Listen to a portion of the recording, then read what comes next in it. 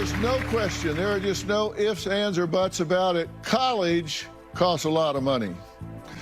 At some point, 92.8 million Americans have had to take out student loans, and there's currently $1.75 trillion in outstanding student debt. You heard right, $1.75 trillion. Now, to combat this issue and fulfill a campaign promise, President Biden just recently shared his plan to forgive hundreds of billions in federal student debt. And it ignited a very heated debate.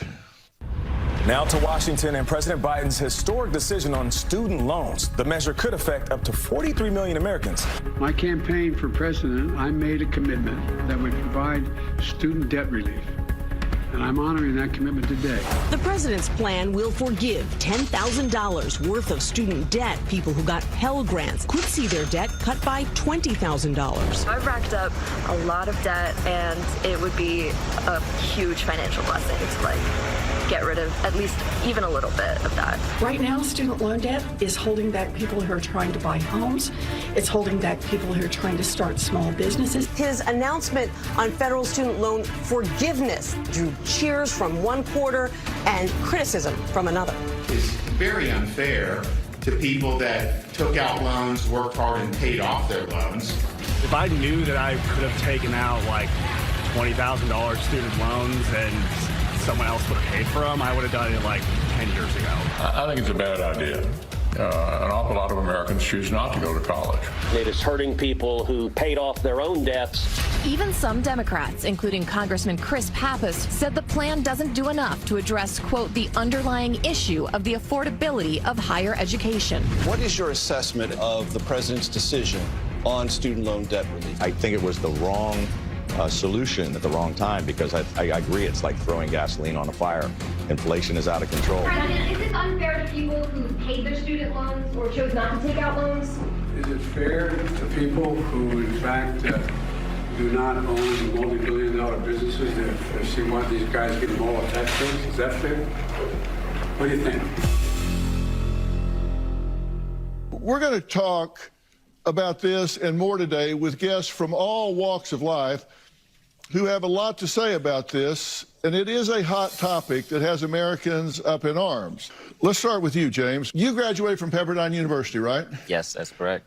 Currently, you have $74,000 in student debt. And do you have a job?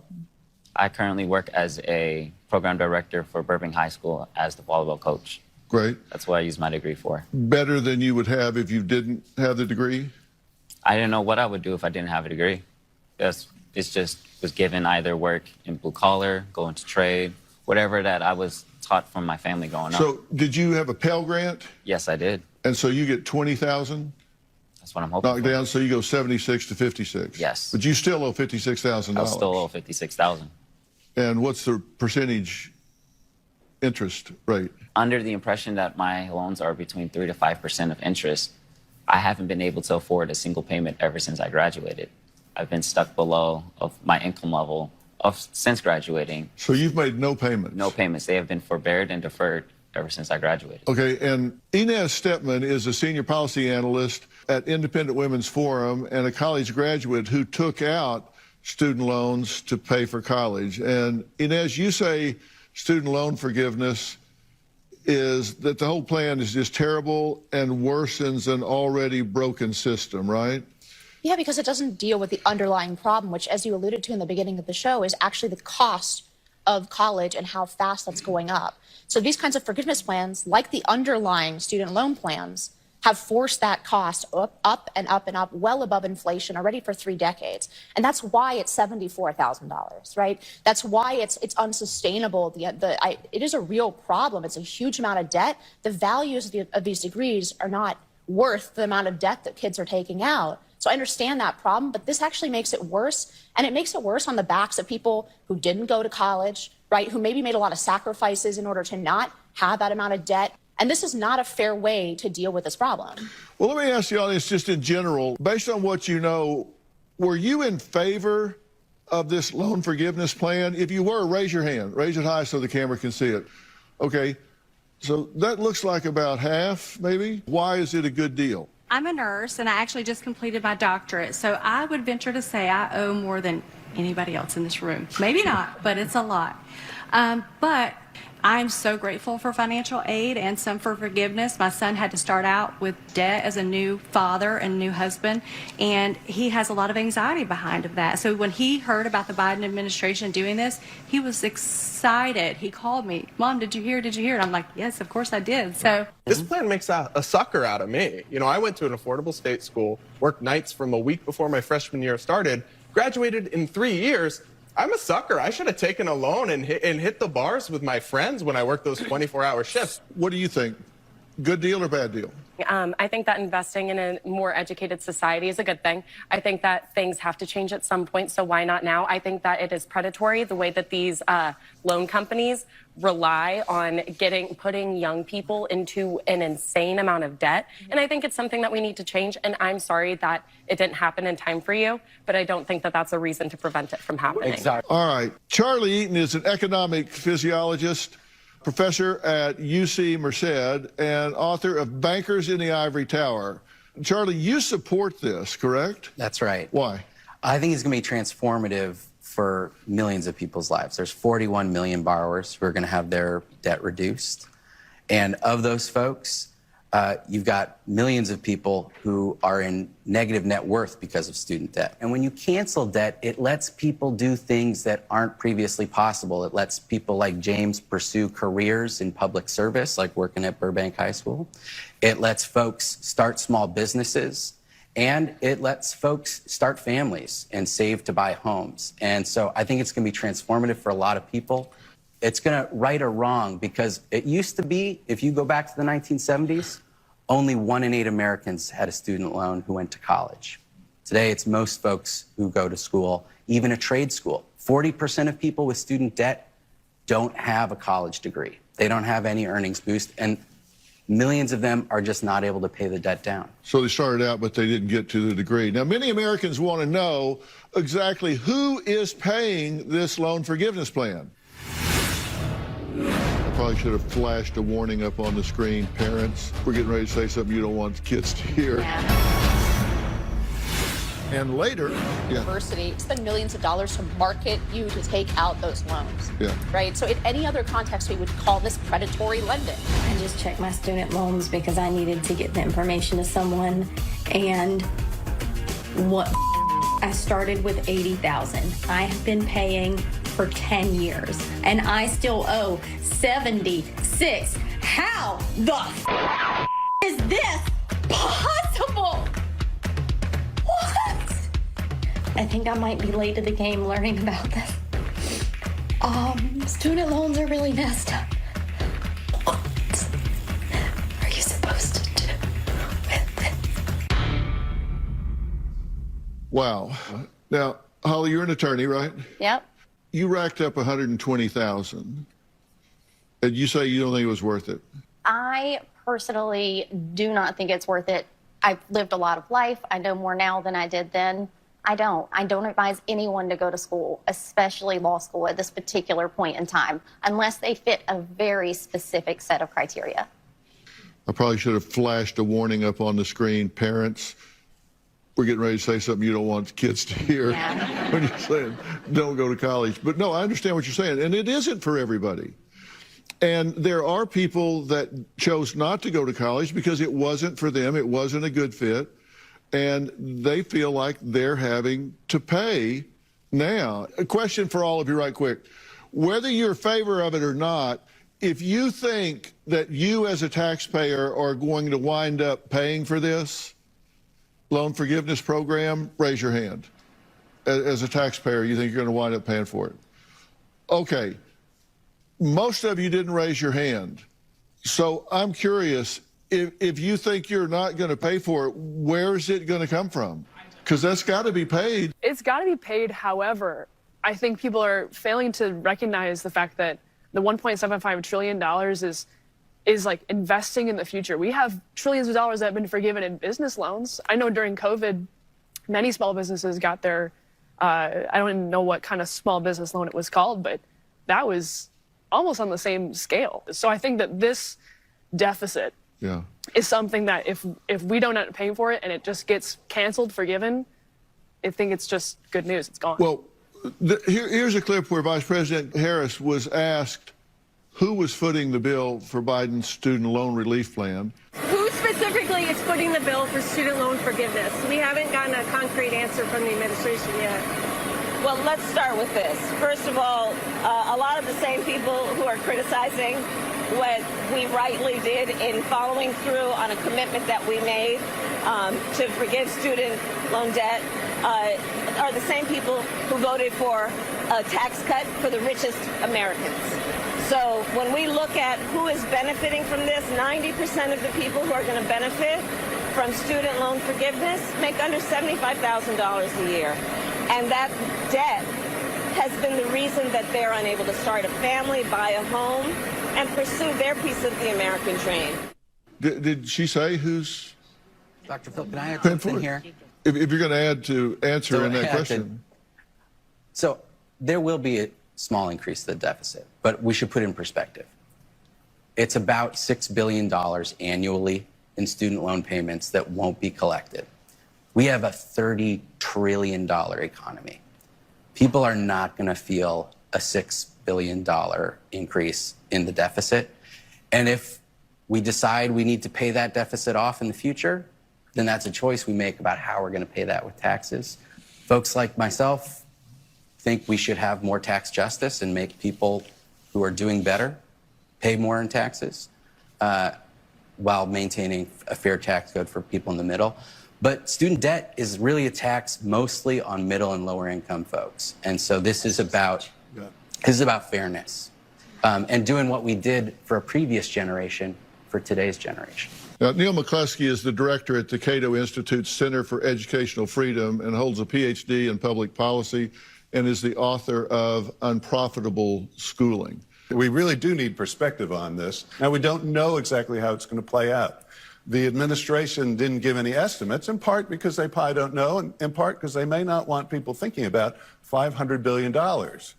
But when the government has a huge debt, and it then says, don't repay us $500 billion, that is money that eventually someone has to pay for.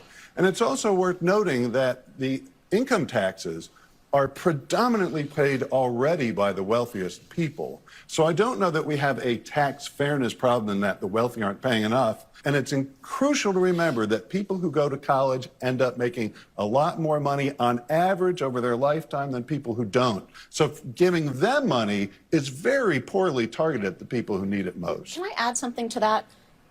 The people who are going to college are disproportionately actually coming from the top half of the income spectrum already. So this is kind of a reverse Robin Hood kind of policy. If we were to cancel every dollar of student loan debt tomorrow, the top quintile, top 20% of earners in America would get $7 in cancellation. For the bottom quintiles, $1 in cancellation. So I know it sounds counterintuitive to say, like, well, if you're rich, why don't you just pay off the loans? It's true that if you're like in the 1%, you're going in cash, right? You're paying in cash for the university. But actually, the people who are getting degrees in the first place tend to come from the upper middle class, and that's why they and their children are disproportionately benefiting from that. The critics say Biden's plan will raise inflation. How much? We really don't know. So what's the truth versus the spin here? Canceling student debt is going to make that possible for a lot of people that it wasn't previously possible for. Housing policy had a lot more to do with that than student debt. The economy's looking good. So far, we're hanging in, and I feel good about it. But we have a long way to go. Do you consider it a success if only 75% of the people take advantage of the student loan program? I'll consider success if only 10% take advantage of it. Look, people need help, which is not going to cause inflation, number one. Number two, it will generate economic growth. What Biden is doing, it's going to cause more inflation. It's going to fuel inflation. This is not good policy. Neil, why do you say Biden's student relief plan is bad for inflation? Well, it's certainly going to put more money into the economy. I don't actually think it's going to be a huge amount. So if people are under the impression that 500 billion, which is the estimate of the cost of this, will all of a sudden be put into the economy. That's not what's going to happen. What you're going to see is that people will have that monthly payment they were going to send to the government that they may now spend on things in the economy. That'll probably have some impact on inflation, make it a little worse. There's some estimates, you know, for an average family, it'll be $100 or $200 more over a year that it'll cost them to pay for things. I think the much bigger danger is that it'll continue to fuel this tuition skyrocket that we see in colleges, where they say, oh, all bets are off, borrow whatever you want, it'll be forgiven. Mark, you wanted to make a comment. What was it? Well, I wanted to say that if anybody's going to be paying higher taxes, it is the college graduates who receive the loan forgiveness, because someone who has a bachelor's degree pays more than twice the federal income tax of someone with just a high school diploma. So they're getting the benefit, but they're going to pay for it. Now, this is not just Mark's opinion. He does study on some of these things. He is the author of 5 best-selling books, including How to Appeal for More College Financial Aid. So you kind of know this system from the inside out, right? Yes. If you compare a 40-year-old today, a 40-year-old millennial like myself, I'm 41, to a 40-year-old in 1989, we have about half as much wealth. And a lot of that is because, not just because student debt drags down our wealth, but it makes it harder for folks to build wealth, especially folks from Black households who have had, because of historical discrimination, a much harder time building wealth, owning homes. Canceling student debt is going to make that possible for a lot of people that it wasn't previously possible for. Housing policy had a lot more to do with that than student debt. It's important to understand that actually it's the people with the smallest amount of debt actually who have tend to have the most trouble paying for it, because those tend to be people who went to college and didn't finish. 10 to 20,000 may make some difference, but just as it's not going to massively fuel inflation, it's also not going to massively fuel home ownership or something, because those numbers just aren't that big. Yeah. We don't really have a student loan problem so much as a college completion problem. Students who drop out of college are 4 times more likely to default on their student loans than students who graduate. And among bachelor degree programs, it's 95 times more likely. So we need to find a way to enable these students to graduate, because they have the debt, but not the degree that can help them repay the debt. Yeah, and at that point, they're like, screw it. I didn't get the degree, and you ain't going to get the money. There should be some responsibility on universities going forward. Because universities, for example, are nonprofit, that they are good actors. I mean, Yale is a nonprofit. It's also basically a hedge fund with a university attached to it. Exactly. So I don't like this concept that universities are not, bad actors in all of this. I think they have enormous responsibility here. And frankly, the deal they kind of cut with all of us in society was, we're going to produce more educated people and the GDP is going to go up. Well, a lot of what they're doing in the universities today isn't producing more educated people. And increasingly Americans are looking at that and saying, why am I and I did go to college, but somebody who didn't go to college, why am I going to pay not only for this debt forgiveness, but for this whole system? They spend millions of dollars to market university and to market you to take out those loans. Yeah. Right. So in any other context, we would call this predatory lending. Yeah. But it's because it's universities and they're nonprofits and they're good for society, we look the other way to the fact that they are enormously financially benefiting from this. There's a common belief that this plan will benefit the well-off. Is that true? I'm really curious about what this audience thinks, and I'm going to ask that when we come back as well.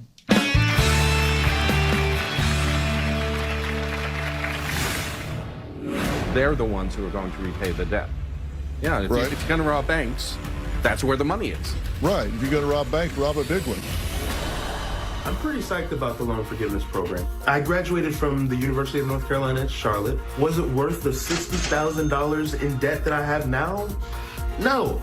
And had I known that, this is how it would end up, I wouldn't have gone. It's not life-changing and it's not world-changing, but I'll take it. I'll certainly take what I can get. I plan to be over $100,000 in debt when I graduate. Currently, I owe $135,000, but my goal is to have everything paid off by April of 2026. I'll be 33 years old. I feel as though I'll be putting my life on hold. Jonas Ginden, he's not going to college, and the price was part of his decision. I chose to move out here to do acting, and I don't want to pay student loans for the rest of my life. I know a lot of people that still are in my family, and that's not something I want to do. Well, we're back talking about the controversy sweeping the nation over the Biden administration's student loan relief plan. You had something you wanted to say. We got to get a mic to you here. Okay, go ahead. I have a question because you said that it will be paid back in tax dollars over time because the graduates make more money. Well, aren't they going to pay that money in taxes whether they have this forgiveness or not? And I'm coming at it from I have a lot of student debt. I went back to school later in life, but I'm not necessarily for this program. Well, when they forgive $350 billion of debt, that means that the federal budget doesn't have the payments on those loans, the interest and the payments on principal, which means there's going to be a hole in subsequent budgets that either manifests as a budget deficit or they'll have to increase taxes to compensate. The taxes are borne disproportionately by higher income individuals, so they're the ones who are going to repay the debt. Yeah, if you're going to rob banks, that's where the money is. Right. If you're going to rob banks, rob a big one. Can I introduce another beneficiary here besides higher income people? The universities themselves, right? They're not stuck with these debts. They got their money up front. Right. And I really think one of the biggest problems with this plan is it puts no responsibility on the universities going forward. It makes their product, it allows them to keep charging more and more and more money. And that's why we're all in this mess. But this actually makes that worse. It puts no responsibility on them to actually make sure that the degree that they're granting is something that's worth the price, where people can pay off their loans because they're reasonable and the job that they get after getting a degree is actually somewhat, in balance with what they paid for it.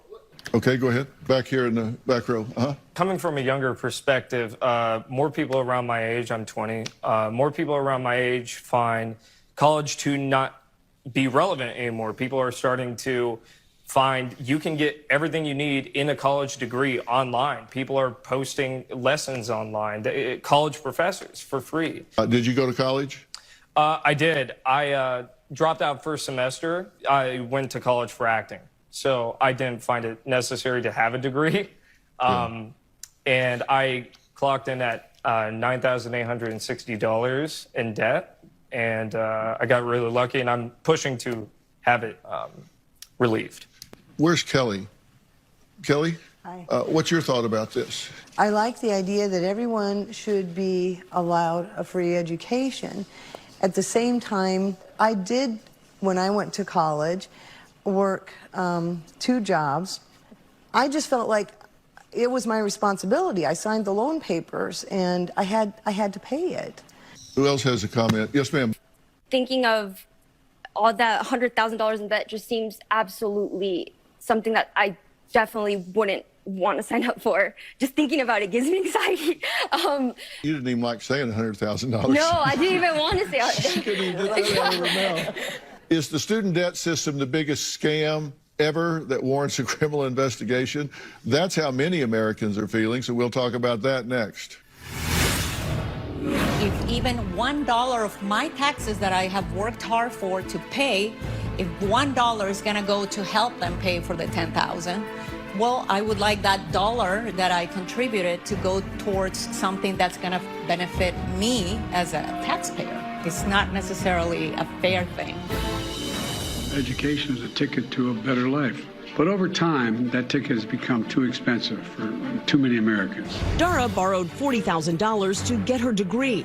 She's been making payments since she graduated in 2016. But with all that interest, she's barely made a dent. I think it is predatory of colleges and schools to go after kids who may not have ever had any understanding of how finances work.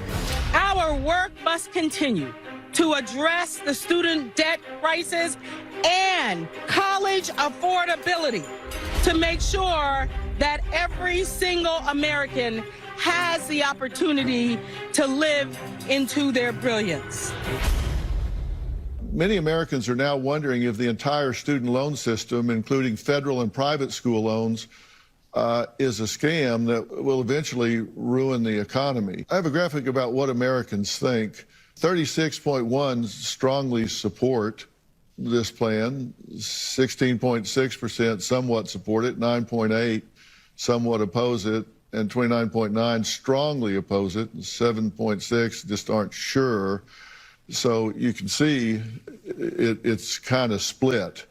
So people were asked what their opposition levels would be based on potential scenarios. And these are hypotheticals. 64% say they would oppose this if it did increase their taxes, if they had to pay for this tax-wise. 68% would oppose it if it benefited the rich. 76% would oppose it if it raised tuition. And 71% would oppose it if it resulted in credential inflation, meaning that if, because of this, more people did get degrees, so you had to have better credentials to get the jobs that they're now competing for. So they don't want to pay taxes, and they don't want the rich to benefit. Now, I want to hear from the audience. What do you guys think about this? Yes, ma'am, right here. Sorry, I don't have any fancy words like all these guys around me. I'm just a mom, and I'm here with my daughter, and I'm the kind of parent that throughout my life, I try to save some money for her to go to some advanced education. I didn't know if it was college at the time or what it was going to be. So I made sure I put a little bit of money aside. So we sat down and made a smart decision, or talked about, you know, student debt and all that. And we made a decision that based on what we had saved was something that was going to advance her life in some way. So I don't know. I feel like you're assuming that just because you have a bachelor's degree or college degree that you're going to be super successful. And $10,000 really for these guys is they're still going to have so much debt that they're going to pay forever. So you cannot assume that they're going to start making a lot more money. And as a taxpayer, for me, let's say I pay $100 in taxes, just to put it like that. Well, if even $1 of my taxes that I have worked hard for to pay, if $1 is going to go to help them pay for the $10,000, well, I would like that dollar that I contributed to go towards something that's going to benefit me as a taxpayer. So even though I'm helping them in some way, I feel like it's not necessarily a fair thing. Part of the problem is this system's too complicated. You need a PhD to understand our student loan system. And so I think one thing that maybe we all agree on moving forward is we need to provide more debt-free paths for folks to go to college, because no one should have to have a lifetime of debt just because they tried to go and get an education and contribute to our society. Or we rethink the assumption that the only successful path to the good life is college, because that is the way that we've been talking about it. Somebody was saying your parents said, you know, this is the way to the good life. And it's, I don't look at this as an individual sort of responsibility or irresponsibility problem. I don't think that 18-year-olds are any more irresponsible today than they were 30 years ago. The difference is the entire system has pushed the cost of college so wildly up that it has, you know, made these choices really, really difficult for everyone. And I think we need to rethink, especially given the fact that trust in universities is, I think, rightfully dropping. Literacy of college grads is dropping. What are we actually getting for this huge, like, subsidized pathway that we say is the only way to success? Well, and as you know, there's a lot of research that says the correlation is between intelligence and success, not education and success. But then we do see the stats that say you make more, generally speaking, if you have a degree versus if you don't, because it is rewarded in industry when you go for a job. It is, but that's also partially a policy decision. It's partially the natural market, but it's also partially the fact that the federal government has been in this business for the last 30 years, making this choice the preferred choice in every single one of our policy decisions. And now we're seeing that maybe it wasn't as fantastic an idea. Obama was saying he wanted to send 100% of people to college. We're seeing maybe that's not the greatest idea. All right, we have to take a break. I'm going to tell you what I think when we come back.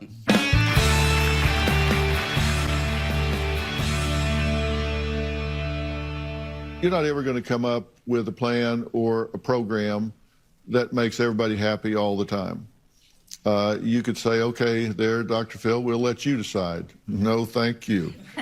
I don't have the wisdom to come up with this, but I do have an opinion, and the opinion is that college costs too much money. Now, I went to college a long, long time ago, and I got a bachelor's, a master's, a PhD, and a postdoctoral fellowship. and I think it was $15 an hour or something, seriously.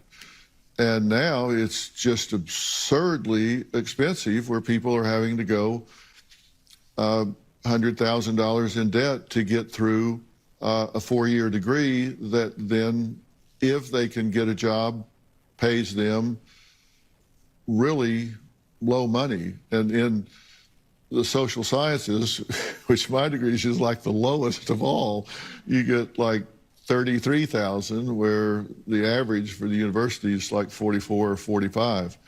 So I'd have been really out of luck. I'd have never been able to pay back any of that money. But somehow or another, there's got to be some control on college cost. It's not just let them keep borrowing money and paying these out-of-control college costs, and then every so often hit the reset button by forgiving the debt. The colleges are paid. They don't care. We just simply are going at this the wrong way. You want to go to college, you should be able to go to college and not have to pay a ridiculous amount for it. If it straps the students for the rest of their lives, not their problem. You can't get a job, not their problem. The government has to come in and bail it out, not their problem. You got to have some way that they have a stake in this, and you're suffering, 10 years on. Very much so. And can we say we know for a fact, anyone who's been to college, that those same colleges will call you and request more money immediately after graduation. Yeah. Final comment back here, and then we've got to go. So I'm a college professor from the University of Laverne, and I'm here with my students. And I'm not opposed to the student debt relief, but it doesn't really solve the problem. A lot of our students are first-generation college students. We're a Hispanic-serving institution. And most of my students have jobs, like you, when you went through school. And I think that one way to reduce the impact of all that debt is to not treat college as a vacation, but to find a way to work while you're going to school in a way that makes sense. And I think the idea that school should be free, a lot of the resources that we have, I'm a film school teacher. We have a film studio that costs $2 million. We have the same cameras that they use here. We wouldn't be able to pay for that if we were not a private institution with tuition to pay for those resources. And that's why students leave a community college to go to our school, so they have those resources. So I think it's a complicated problem. We can't just start writing checks to pay for school, though I'm not against some help. Help is needed.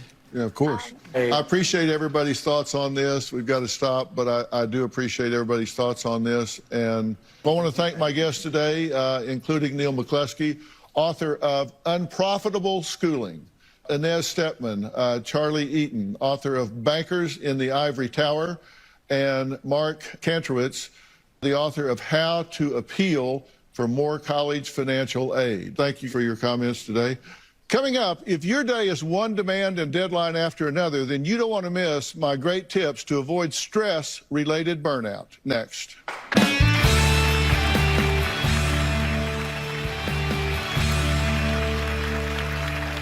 All right, here's a question for you. Do you work long hours day after day, inundated with phone calls and emails that just never seem to end? Or maybe you're always on the go, whether it's driving your children to school and activities, grocery shopping, or running countless errands. With a hectic schedule and endless demands, it's easy to feel a sense of burnout. Now, prioritizing your mental health and incorporating some time in your busy routine to unwind is really important. Now, whether you have a few hours or just 5 minutes, take a break. It's essential to live a well-rounded life. You have to make time for activities of self-reflection. And some people like to journal or meditate. And these tasks will not only help you relax, but can shift your thinking and change the way you feel about the stresses in your life. You can take up a hobby that you would enjoy, like maybe cooking or painting or gardening. Find something that you're passionate about that can also help you feel inspired. Life without passion, just going through the motions, is terrible.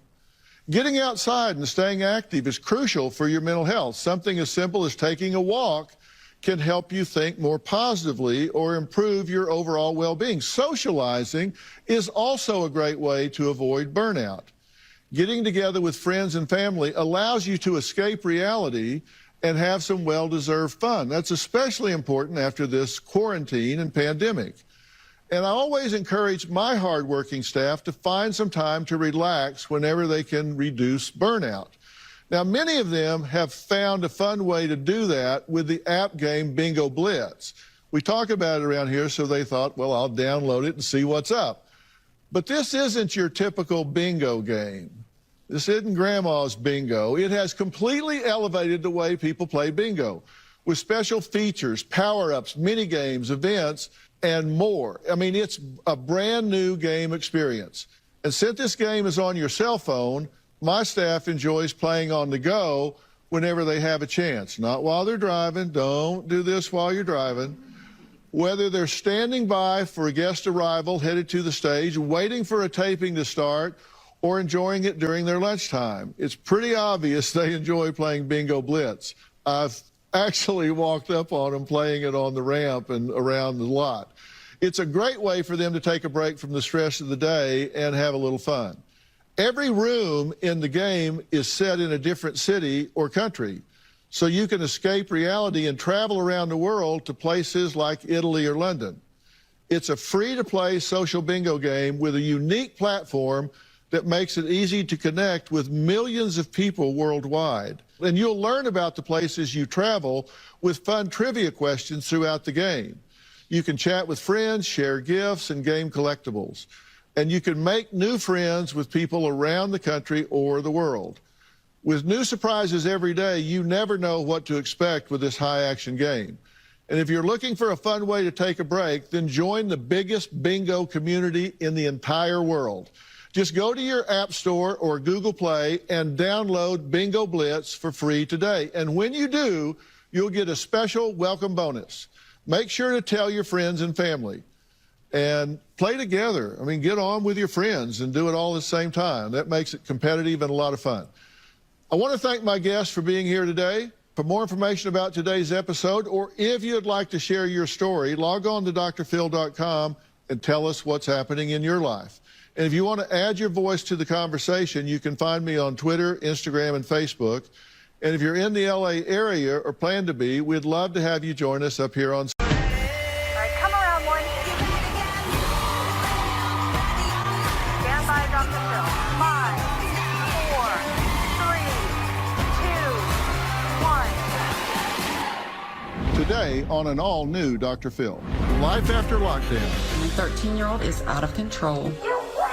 It was just the blind leading the blind. The only thing that's gonna help me is going to school. This got to the point where you were ready to leave. Financially, it's hard. Parenting our daughter is hard. Everything is hard. How do you two get along? That alone.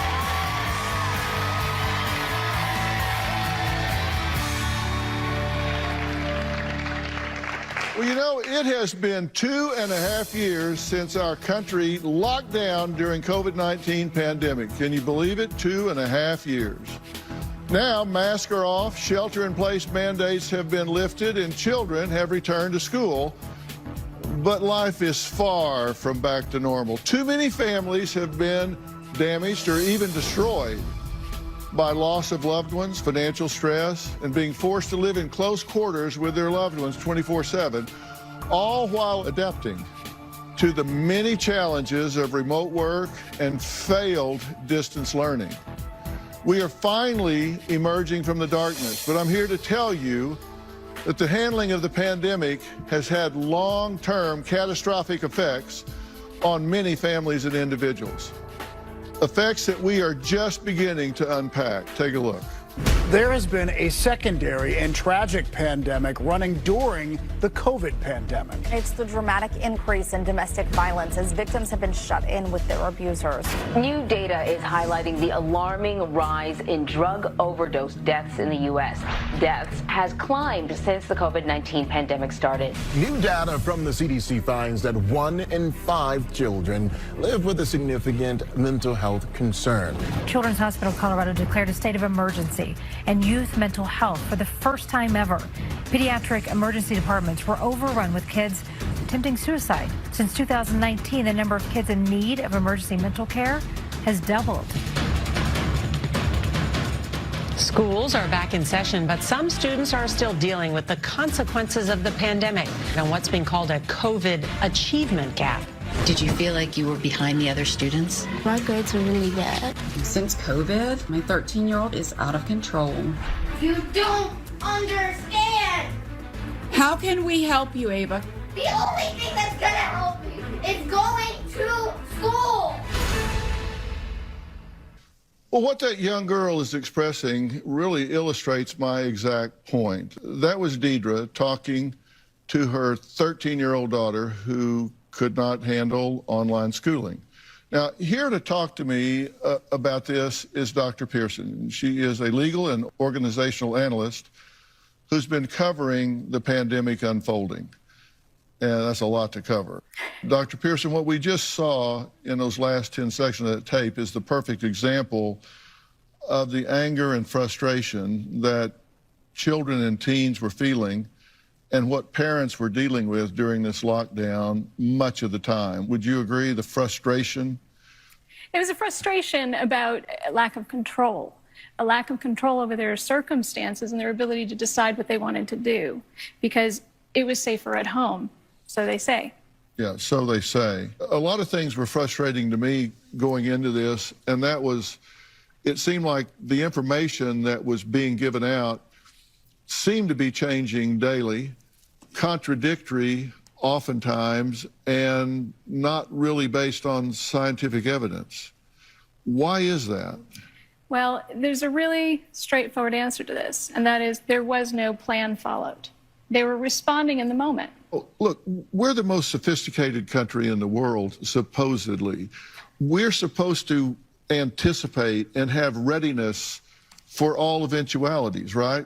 And you're telling me that they shut down the #1 economy in the world, they shut down the schools, they wiped out thousands and thousands of mom and pop businesses that had been worked on for 40, 50 years, and pulled kids out of schools and created gaps that will never be closed.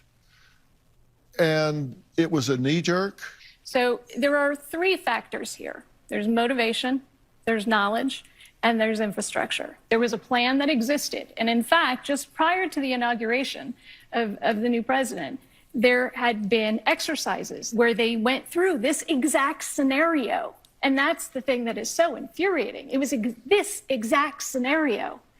And when it counted, 23 of the people who attended that training, if you will, were no longer in the administration. So you're saying the Obama administration had a plan, the Trump administration put it in a drawer and adios to people that knew what was going on, and we were left with a huge information gap. There was an information gap, motivation gap, and an infrastructure gap. Did y'all feel like we were making this up as we went along at the time? Did it feel like you were getting a different message all the time? Wear a mask, don't wear a mask, do this, don't do that? If you're frustrated about it now, raise your hand about what took place. Okay. If you think, no, they did the best they could because this was something new, raise your hand. Yeah, I did not feel that way. And I said so early on. I said that the way they're doing this and shutting this down is going to create more problems than the virus itself. And I think those problems are just starting to unfold, and I think we're going to be paying a very high price for decades to come. I agree with you. Deidre, we just saw a tiny bit of what you've been dealing with at home over the past 2.5 years. Let's take a look. I don't know how to put it into words, and you won't stop My 13-year-old, she's vindictive, manipulative. She is a liar, a thief, just downright nasty. Whew. Boy, those words are hard to say about your own child. Eva, this is heartbreaking. You wouldn't understand. We do understand. I don't understand that you lied. I don't. You don't understand anything. I surely was not prepared for distance learning. There is no point to me of online school. There is a point. No, there isn't. There is no reward. Her behaviors has affected everyone. Stay out of my life. She says openly how much she hates my son. Her actions really make me miserable. She has pushed me to the point of thinking about taking my son and just leaving. Well, Deidre, you live just a half a mile away from a neighboring school district where schools were open and kids were doing just fine. They were actually going to class, right? Yes, sir. But she felt really isolated. Very much so. She did. And remote learning did not work for her? Oh, it definitely did not work for her. 6th grade is the beginning of middle school. Right. So, you know, obviously with distance learning, we're on the computer and most kids had their cameras off, so she just was so disconnected. Your husband, Jerry, is joining us virtually, and thank you for joining us as well. Jerry, you watched this unfolding, and when a child gets frustrated and can't master what's put in front of them and is not getting rewards from it, not having success experiences, it just got worse, and it got worse for her. Oh, absolutely. Absolutely. And the hardest thing as a parent is to watch your child struggle and not have the tools or anything to calm them down or to take that pain away that's so obvious. It's a struggle. Let me tell you, you guys didn't invent this problem. This was happening in homes across the country over and over and over again. It was a nightmare. I mean, it didn't work. Now, Simone, the pandemic struck just as you were entering your final 2 years of high school, correct? Yes. What was the impact? What was the feeling of that? So for me, I'm a student athlete, so I've played basketball my entire life, and I really leaned on that to support me through college because I knew my parents weren't going to be financially able to do that. So I knew that basketball was going to be my key to getting in. But with the pandemic, I was shut down completely from that. So I knew I had to focus on academics and to get me to college. But my teachers were just really focused on trying to understand Zoom and online learning. So they didn't really have enough time to prepare us and teach us everything that we needed to know, especially going into college. So with that, my senior year, I was very, very ill prepared. I did not know that I had to make 2 different applications for my college and for the dorms. So I only applied just for the school. And now I am in college, have no dorms, and I go to school in LA and I live in the Bay Area. So it's very, very hard for me. Yeah. Did this have to happen? The way that we could have avoided this is if at the local level where education happens, if we could have had a plan. We have plans for active shooters, but we don't have plans for what to do when we can't go to school for a long period of time. They shut the schools down for 2 years, and when they shut them down, did they have a plan to open them back up? No. Because it seems to me that they should have had a plan to reopen the schools the day they shut them down. Coming up, I have someone who knows exactly. With that, the parents are fearful and depressed. So it was just the blind leading the blind. And Deidre, this got to the point where you were ready to leave, right? And later, what are you proud of about your family? I'm proud that we're still together. So you're hanging in. By a thread. Okay. Well, we need to put the fun back in dysfunctional.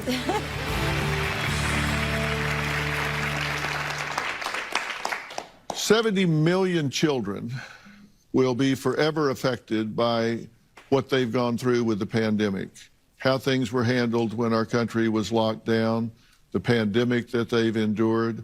All of us will be. Now, Deidre and Jerry's 13-year-old daughter and Simone, Carrie's daughter, are just two of them. The good news is that help is here, and he has what I believe is the real beginnings of a roadmap to help families navigate out of the chaos and back into a healthy dynamic. My good friend and world-renowned psychiatrist, Dr. Charles Sophie, joins me today. His new book, Family Values, Reset Trust, Boundaries, and Connection with Your Child, does a deep dive into the issues so many parents face with their children, both pre- and post-pandemic, and gives tools to address the areas that need the most attention and gives guidance down a path that reconnects families to their values. Dr. Sophie, thank you for being here. Thank you. How much did this affect kids at all ages when they got isolated? Significantly, just the very fact of the feeling of fear. Kids are scared, or we were all scared. There's a bug out there we could get. You can't breathe. You got to put this thing on your mouth. So anybody with anxiety issues, they got amplified. OCD started to, be emerging that may not have even emerged to that level of symptoms. So there's a huge amount of that. And the more anxiety people had, the more it spills into a mood disorder, and they're depressed. They have no treatment. They have nobody to help them, and they're stuck in their homes. And parents aren't equipped to deal with that. The parents are fearful and depressed. So it was just the blind leading the blind. Mm-hmm. And Deidre, this got to the point where you were ready to leave, right? It just... Absolutely. You had all you could take. Yes. It has definitely been really tough. When you have a child that's been diagnosed with something even before all this, and then you don't have a teacher who's able to eyeball them during the day like they would in a school to be able to say their ADHD is out of control or they're not paying attention, it's up to you. While you're trying to work and cook and shop and parent and it's crazy. Yeah, definitely. It's tough. And nobody wanted this to happen, but you live with the aftermath about this. I mean, what's been your experience with this? What's the hardest thing that you guys are having to face in digging out of the pandemic? Just on the laptop, I feel like I was teaching myself pretty much. Like, I kind of go to get tutoring for help, and I already have anxiety, so with the COVID and just going out, I was a little scared. I missed interaction with college students, within how to stay inside, some anxiety words. I mean, I'm better now, but I still miss social interactions with college students. Right. Yeah. And things you took for granted before are harder now, right? Yeah. Things you used to do just naturally, it's kind of hard to get back into that at this point. A lot of us have found that, right? The thing that I love about your book, Family Values, is that you say this has to happen one family at a time, and there's got to be a plan. Yes. Because if you're going to rely on help in your community, charity begins at home. I talk about parenting beginning with you. If you're not a solid parent, you can't help your kid. You got to take over your house. You got to fix yourself. And nobody knows how to do it. So there's a simple book. It's not that hard.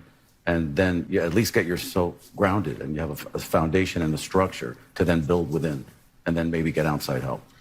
Yeah, relationships headed downhill fast for some people during the pandemic when faced with financial strain, anxiety, disagreements on how to parent children during the pandemic, how to get education underway, how to keep it going. We're going to talk about all of that after the break and how to find pride in your own family.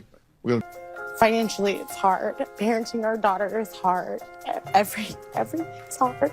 How do you two get along? We took on a lot of financial hardship, and now more than ever, we struggle to parent our daughter. We're polar opposites in parenting. Carson is a dictator in his parenting. I always feel like I'm the bad guy. Our daughter is being done a disservice by constantly being around somebody who is so grumpy. Walking around with anger and irritation radiating off of him, and only feeling happy when he's playing video games. I would love to find a way to fix our relationship, and if not, how we move forward. Oh boy, have you come to the right place. On the right day, at the right time. What's been the hardest thing? I mean, pick something and it's hard. Financially, it's hard. Parenting our daughter is hard. Making sure that she is on the same path that other kids would be on if the pandemic wouldn't have happened. Like, she's 6 and she can't barely write. She can spot read, but you know, you feel so much pressure to have them be the best that they can be. And I mean, everything's hard. Mm-hmm. Carson, do you agree? Absolutely. Yeah. How do you two get along? Not so well anymore. It hasn't been good for a while, but the pandemic has made it very clear that, I mean, that we need to work harder, that we need to be better for her. Mm-hmm. What are you proud of about your family?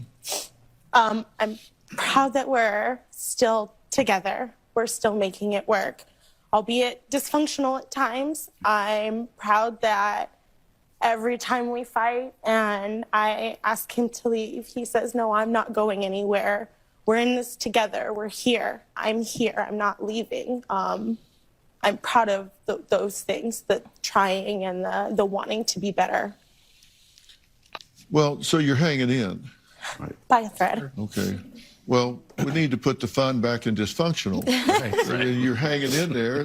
That's good, right? Mm-hmm. And you talk about having pride in the family and really focusing on the family unit as being something special. Talk about that, because that's important. It's not just special. It's a very unique thing. And if you don't value that and respect it and respect each other, even when you're arguing, you still respect each other. He's able to say, I'm not going anywhere, even though you're acting crazy. You know, you just don't lose your mind because you come within a boundary of respect of each other. There's got to be a limit because you value your family. And what you value and how you build that is what's going to give Lorelai the view of the world.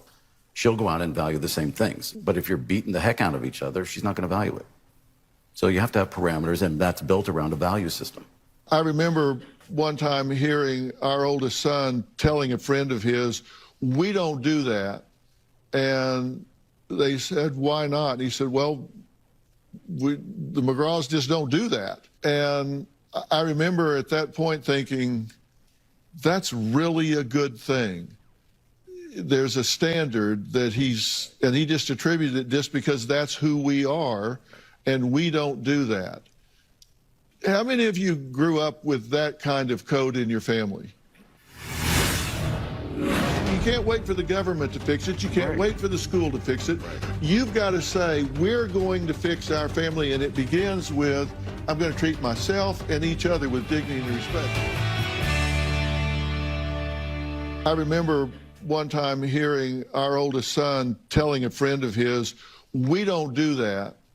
And they said, why not? And he said, well, the McGraws just don't do that. And I remember at that point thinking, that's really a good thing. There's a standard that he just attributed it just because that's who we are, and we don't do that. How many of you grew up with that kind of code in your family?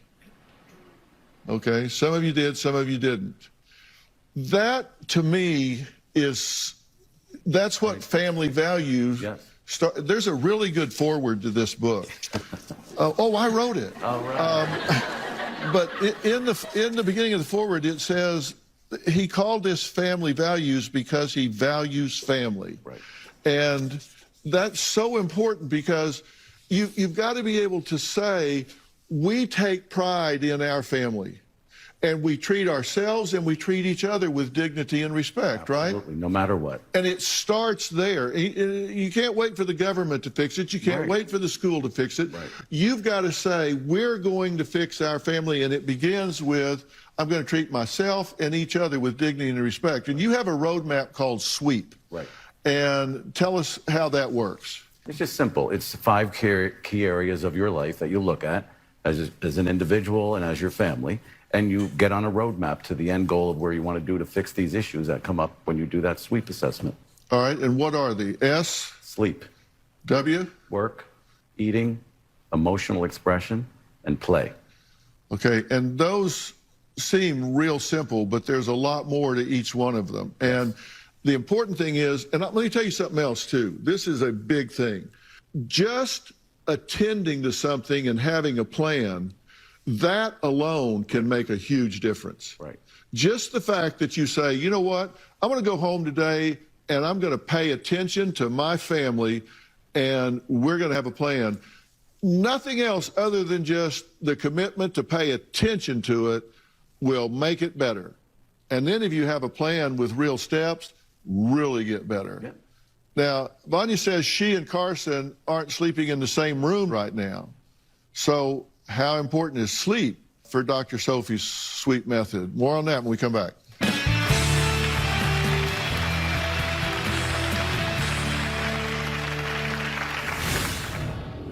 She's got to feel overwhelmed. It's like everybody's sailing on and she's getting further and further behind. And at one point they just say, oh, what's the point? I'll never catch up. I'll just go smoke dope or sit out and watch the tree grow. Well, I'm here with Dr. Charles Sophie, who has been working with families across the country before, during, and post-pandemic. And he has seen firsthand the hardships families and children are facing inside and now outside of their homes. Inside the homes when there was pressure on. And, you know, as Dr. Pearson said, look, it doesn't matter how much you pre-plan. You can't plan for everything. Some of this stuff is going to sneak up on you, and you have to go into reaction mode and do what you can. And everybody did a good job in America. I saw people that I know it was hard. They lost jobs. I know that it was difficult economically, and they're wondering what's going to happen. Are we going to be able to pay our rent? Are we going to be able to get by? And then they would lose a loved one and it just break their hearts. And, you know, we kept taping. I think we did 29 shows from home. Some of them we did on cell phones. We did national television shows on cell phones propped up on cookie jars because people just had needs and we just kept doing it. And I was so inspired by the spirit of people. But fatigue sets in and it got hard for people. And now depression has set in with a lot of people, and loneliness has set in with a lot of people. And days turn into weeks, weeks turn into months, and we're now 2.5 years into this. And you've been working on this book for a while, and I really pressured you to accelerate this because you say it starts at home with the family, and you've come up with this stepwise plan. And talk about sleep. Why did you start with that? Well, because if we don't have a certain amount of time every night on a regular basis consistently for your brain to slow down and recharge, you're not going to be who you should be the next day. And every day that you don't sleep, you're less you every day. You're more intolerant, you're more irritable, you're not productive, you don't feel good, and then you have all this other outside stuff happening, you're really going to plummet. And if somebody told me you have to make someone psychotic and you can control one thing, right, it would be sleep. That is so important. Yeah, it's vital. Your brain needs to recharge. Yeah. And it needs to be quality sleep, not just sleep. Right. Okay, talk about work. Work. Well, for children, it's their 8 hours of schoolwork during the day. Is it the right setting? And now we know more than ever it's probably not the right setting for a lot of kids because it got worse. But is it the right setting? Are they learning and are they getting out of those 8 hours what they should be? And for us, I mean, do we spend that time, 8 hours or whatever it is, in a quality, productive way? Do you feel a purpose? Whether you're staying home and you're a housewife or a house husband, whatever, or you're out doing something, you know, is it purposeful for you? Is it getting you on your path to your purpose? Yeah, I think it's really important in talking to your children, and we've talked about this many times, is children tend to compare themselves. It's so important that you influence your child to compare themselves to themselves. Right. Like, how are they doing today versus how they were doing yesterday? not how they're doing compared to the kid next to them or the kid down the street, because they don't know how that kid's doing. That kid puts on a social mask and comes to school and they go, oh, wow, they seem like they're doing great. Well, you don't really know how that kid's doing. You just know how that child appears to be doing. You know, encourage your child to compare themselves to themselves. You know, how was I doing yesterday in math or reading, or how am I doing yesterday in mood versus how I'm doing today? Right. That's the only person they control. Absolutely. And if they do that with their work, then they can learn that little advances add up to big results across time. And your daughter, I mean, she's got to feel overwhelmed. It's like everybody's seems like they're sailing on and she's getting further and further behind. And at one point they just say, oh, what's the point? I'll never catch up. Exactly. So what the hell? I'll just go smoke dope or sit out and watch the tree grow. But what she's got to do is set some personal goals and say, look, I'm going to do some things for me today. And let me tell you, it takes 1,000 attaboys, 1,000 attagirls to erase one you're not good enough. And you got to catch her doing some things right if you have to hide behind a bush to do it, because sometime during the day, she's going to do something right, something sweet, something good. Even if it's brush her hair, you got to catch her doing something right and say, I'm really proud of you. And that's about putting this dignity back in there. And, you know, you say you didn't get it filled out right and didn't get your dorm. Are you going to class? Do you guys have a shared hobby? Not anymore. No. Right. But you should. I'm a really big fan of board games, so I'm trying to get Lorelai to do board games. She's not. Look, I'm talking about a hobby for you two, to build your relationship. I mean... Yeah, I'm with you. Board games are like problems in a box. Okay. You say you didn't get it filled out right and didn't get your dorm. Are you going to class? Yes, but I've missed class several days already, and we just started last week, so I'm just a bit behind. Well, how many days have you made it? Only the first 3 days. That's 3 days more than you did it before. I mean, really, find something about what you're doing to say that's 3. Now next week I'll do 4. I mean, build on your next week strengths. I'll do 5. Really, you've got to get off your back and give yourself some encouragement here. You've really got to do that and find your way back. I mean, don't you think it's wonderful that you're commuting like that? Yeah, I mean, I'm flying from home and back. Right. Yeah. I mean, that's which a lot. is not a way to do it, but you're doing it. You've got to encourage yourself. You've got to come up with a plan here. And you talk about that you got to have structure and a schedule to this, and that's really, really important. So talk about eating a little bit. Eating. I mean, obviously we eat every day. Do we eat good? Do we eat like the right foods? Are we eating with other people? Are we sitting there alone, isolated because of the depression or whatever that's happening? So it's eating properly, eating at the right time. Low blood sugar can really make a child or anybody act in a way that looks mental health, and it's really not. They just didn't eat enough, or they didn't eat the right calories. So really looking at when you're eating, what you're eating, who you're eating with, you know, it all matters.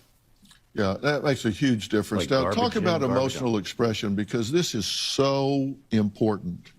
I mean, emotional expression has very many variations. One, you know, for adults, it's intimacy. Is their marriage where it needs to be? If it's not, you've got to work on it, because that's the role model she's going to look for in a marriage.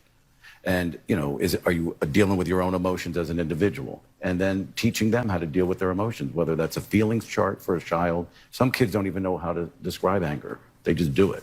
They need to be able to look at a picture and say, this is how I feel, if they can't articulate it. They shouldn't just be acting it out. So it's getting somebody in touch with the knowledge and their emotions, their head connected to their heart. Yeah. Yes. What's P? P is play. We all play. Play by yourself and play with others. So hobbies. Many people don't have any hobbies. Hobbies are very self-soothing. Things that you do by yourself, whether it's reading, needlepoint, cooking, gardening. You need that soothing therapy time for yourself, and then things you do with others, socialization. Do you guys have a shared hobby? Not anymore. No. Right. But you should. I'm a really big fan of board games, so I'm trying to get Lorelai to do board games. She's not. Look, I'm talking about a hobby for you two, to build your relationship. I mean... Yeah, I'm with you. Board games are like problems in a box. Right. I don't got time for that. Like, I worked all day. I would say the last hobby we really had was Game of Thrones. Absolutely. Like, we made that a weekly thing, you know, talked about the episode, talked about things, but It's bonding. yeah, it hasn't, You need there to go hasn't back been to any that. Yeah, of you that. bonded over the massive destruction of the human race. I get it. That's good. But whatever gets you together. Right. So look, what's the first step in helping our most vulnerable children and families that were affected by all of this? It's really something that begins in your home with your family. We'll be right back.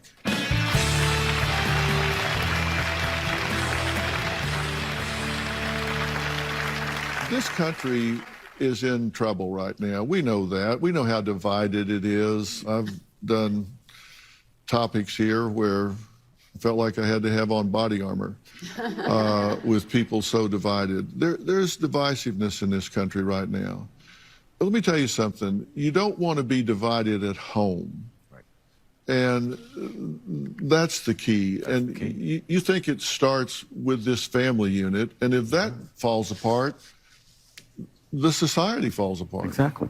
When we talk about having dignity and respect within the family, how does that start? What's the first conversation that you recommend people have in here when they sit down? Somebody has to be the one The head of that initiates, right? Right. And puts out there, are we on the same page? Do we want to value ourselves? Do we value ourselves? Why do we want to be a family? What does that mean to you? What does it mean to you and each member? So that you understand what it means to each member, so that the value that you're going to have as a whole is a piece of everybody. And so when you build that value model and that's the goal, then you build the plan to work toward it. And everybody has a stake in it. And the more awkward this might seem in your own situation, the more you need to do it. Right. Because this should be natural. This should be instilled in every family. It's been a long, long time since I was in high school. A long time. I had hair. It's been so long. But I remember a friend of mine was over one night, and this was the toughest kid I've ever met in my life. I mean, he'd fight a buzzsaw. And everybody was afraid of this kid. And we were getting ready to go out, and we were going down the stairs, heading out the door, and my mother said, whoa, where are you going? I said, well, we're going to the basketball game. And she said, oh, no, you're not, because it was really icy out. And you didn't argue with my mother, so we just turned and went back upstairs. And we got back upstairs, and this tough kid was looking out the window, and he had tears running out of his eyes. And I thought, man, he must have really wanted to go to that basketball game. And I said, you know, what's wrong? And he just turned around and said, I just wish once in my life somebody would care enough about me to tell me I couldn't go somewhere. Amen. Because of the roads. And I thought, wow, I understand why this kid's so tough and so mean all the time. So when you see that anger, you got to look past it. Right. And I just want all of you to really think about, what's my family stand for? Because if, you know, there are millions of people listening to this right now. If we have families that say, you know what, I got to quit bitching, and I just got to say, what am I doing in my family? Yes. Am I valuing my own family? Am I taking pride in my family? And are we living with dignity and respect and treating each other with dignity and respect? It's going to make a huge difference. And if they follow this stepwise plan that you have, then, you know, we can start walking our way back here. On our own. This is not a gap that can't be closed, No, and not we at are all. resilient people. Yes. And we can do this. Make it work. It starts with you. It starts at home. Yes, so 100%. But congratulations on this book. It really is good. I highly recommend it. I want to thank all of my guests today. A special thanks to Dr. Pearson. Thank you for weighing in with your perspective. I also want to thank you, Dr. Sophie, for sharing useful tools to help navigate through the mess. and chaos he's been left for the past 2.5 years. His book, Family Values, Reset Trust, Boundaries, and Connection with Your Child, is now available for purchase anywhere books are sold. And I think everyone can benefit by having a copy of this in their home. And everyone in our studio audience today is going home with a copy. So all of you go home with a copy. For more information about today's episode, or if you would like to share your story, log on to drphil.com. If you want to add your voice to the conversation. Camera, headset, please. 15 seconds.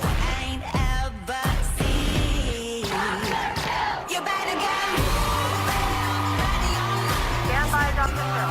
5, 4, 3, 2, 1. Today on an all-new Dr. Phil. Has the body positivity movement gone too far? Based on science, if you're overweight, you're at risk for diseases. I disagree with you. So you would reject the science. People of a higher weight are more likely to survive heart attacks. So many doctors are middle-aged white men, and my body is different. Thank you very much. Thank you very much. You know, for the past few years, people have been talking about body positivity, the acceptance of all bodies, regardless of size, shape, skin tone, gender, or physical abilities. Now, the main idea is that beauty is a social construct and should not determine a person's self-worth or value. Now, this belief has been promoted and populated on social media by many influencers and celebrities, including singer Lizzo, who said earlier this year, "I know I'm fat, it doesn't bother me, I like being fat, and I'm beautiful and I'm healthy, so can we move on?" But there are critics who say we can't move on because fat is not fit, and the body positivity movement contributes to the obesity crisis by dissuading people from improving their health. Now, let's start off with Lexi and her husband, Will, who support the body positive movement and say they accept and love themselves just the way they are.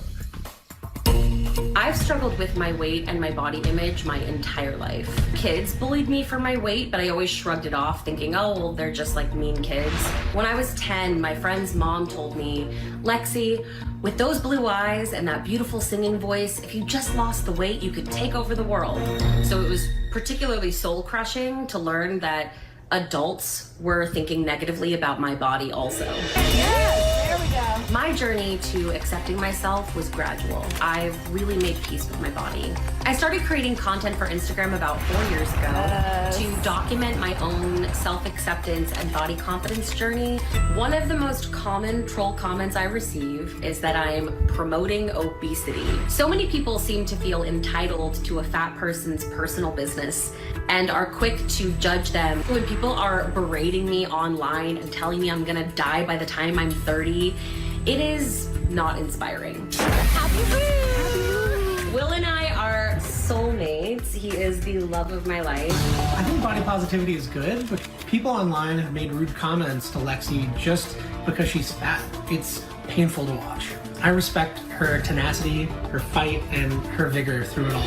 I hope that people can just see me loving myself the way that I am and feel inspired to love themselves the same way.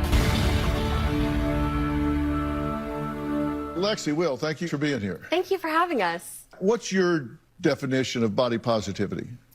My definition of body positivity is pretty simple. It's self-acceptance, radical self-acceptance, regardless of whether you're as healthy as you'd like to be or whether you love how you look or maybe sometimes you don't. It's the belief that no matter how you feel in that moment, you know that you are deserving of good things and respect and dignity.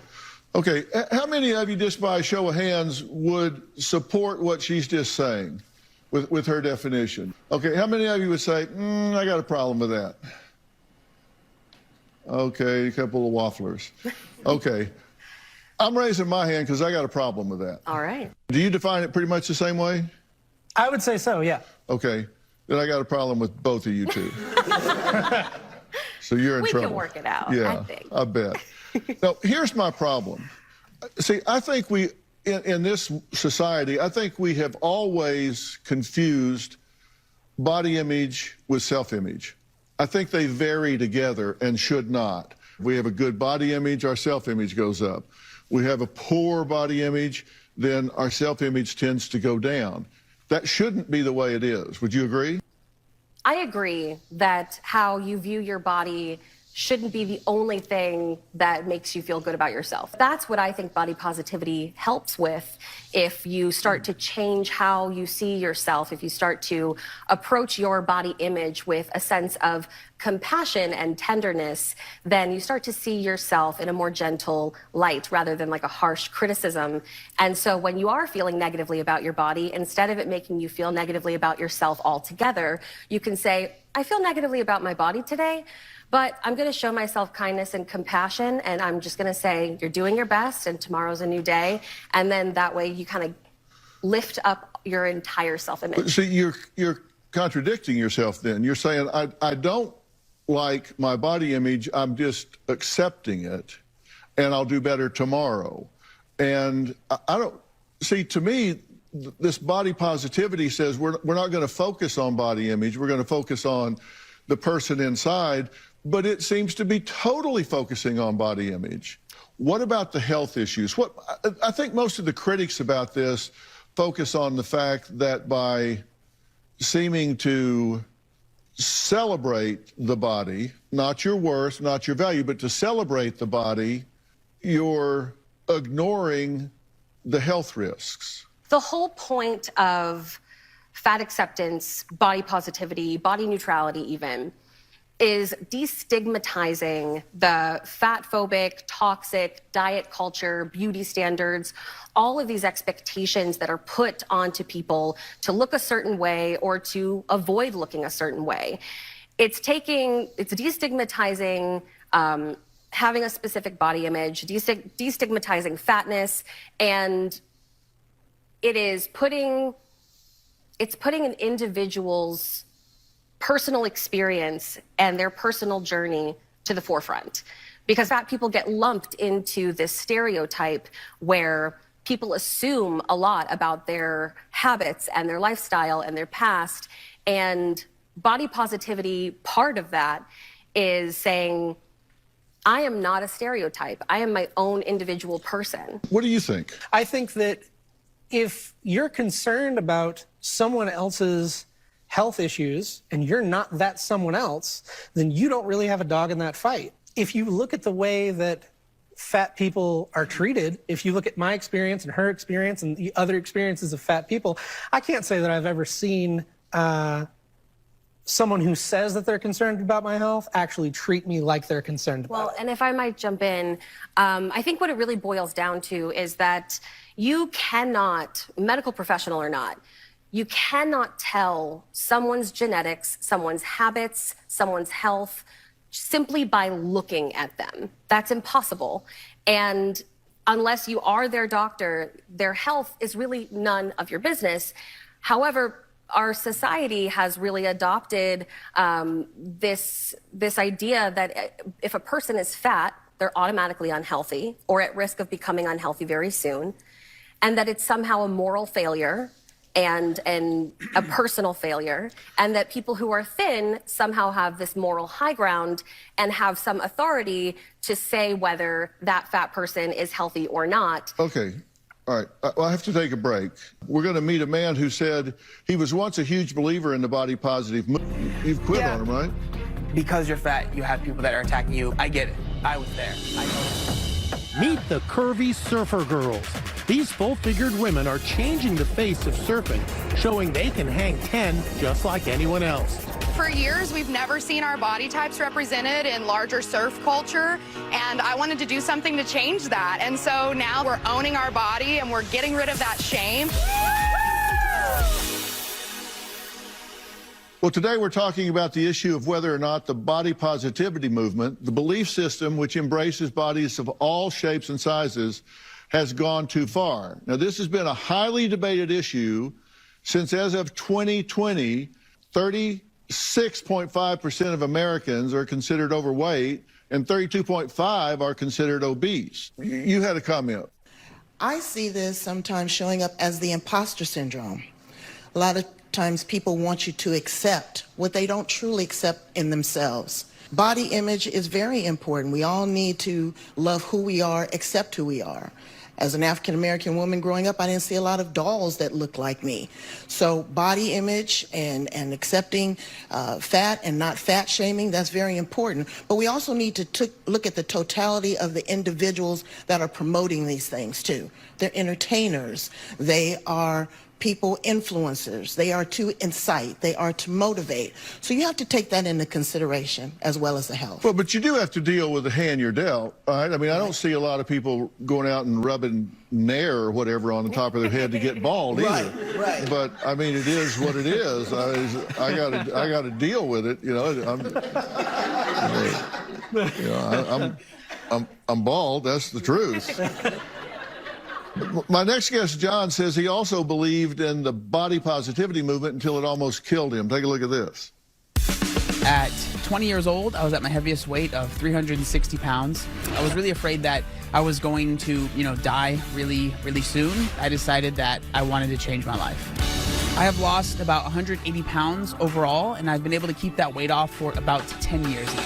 I actually started to document my journey on Instagram as well as YouTube. I want to make it very clear. It was rough. It was rough. I also don't believe that losing weight is obviously a bad thing and that you should be shunned for it or made fun of, or in my case, I'm called fat phobic because I've lost weight. I've been called an ex-fat because I've lost weight. I have had a lot of people be very angry at me because I advocate for others that want to lose weight. Ideal beauty standard, no. I am here to say, if you do want to lose weight, I believe in you. I believe you can do it. It is very hard, but it's worthwhile, and me losing the weight has been one of the best things I've ever done in my entire life. Well, John, welcome. Yeah, you thanks worked for having really me. hard to lose weight, right? Yeah, it was one of the hardest things I've ever done, yeah. How much did you lose total? 180 pounds. That's a whole other person. Yeah. Right? And so, do you consider yourself healthier? Yeah, I would consider myself healthier, yeah. There are people that have done what you've done, lost weight. There are celebrities that have done it, Adele, Rebel Wilson, Jonah Hill, that get criticized for losing weight. And you've had people say traitor, that you've quit on them, right? With weight loss, I think a lot of people see it as, like they were talking about, some sort of moral success, right?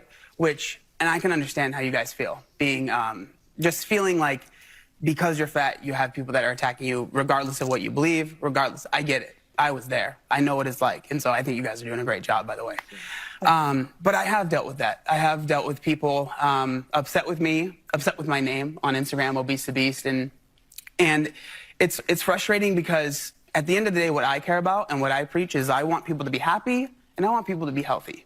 And if someone wants to lose weight, if someone wants to go down that path, I think they should be, hopefully do it in a healthy way, but they should have ways to do that and not be made to feel bad about wanting to do that. Because for me, it was one of the best decisions I've ever made. Yeah. It completely changed my life. And I want people to have that option and feel supported when they are going down that road.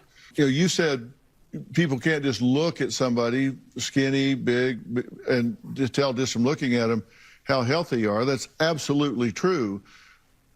But we do know, based on science, that if you're overweight, that you're at risk for diseases that you're not as at risk for if you're at a lesser weight. The research that shows the evidence that you're referencing is biased and outdated. There's some more recent research and studies that show quite the opposite, that people of a higher weight are more likely to survive traumatic surgeries, that they're more likely to survive heart attacks rather than their thin counterparts suffering the same ailments.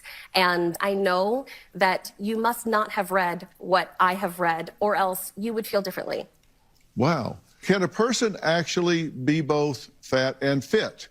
We're going to meet a doctor and a nutritionist, pretty sure they're up on the data, who will help answer that question we've been debating today. And table wouldn't be able to support their weight. We couldn't actually move the bed into the scanner. Now, please welcome alternative medicine specialist Dr. Howard Leibowitz, who practiced emergency and trauma medicine for over 25 years. Welcome, Dr. Howard Leibowitz.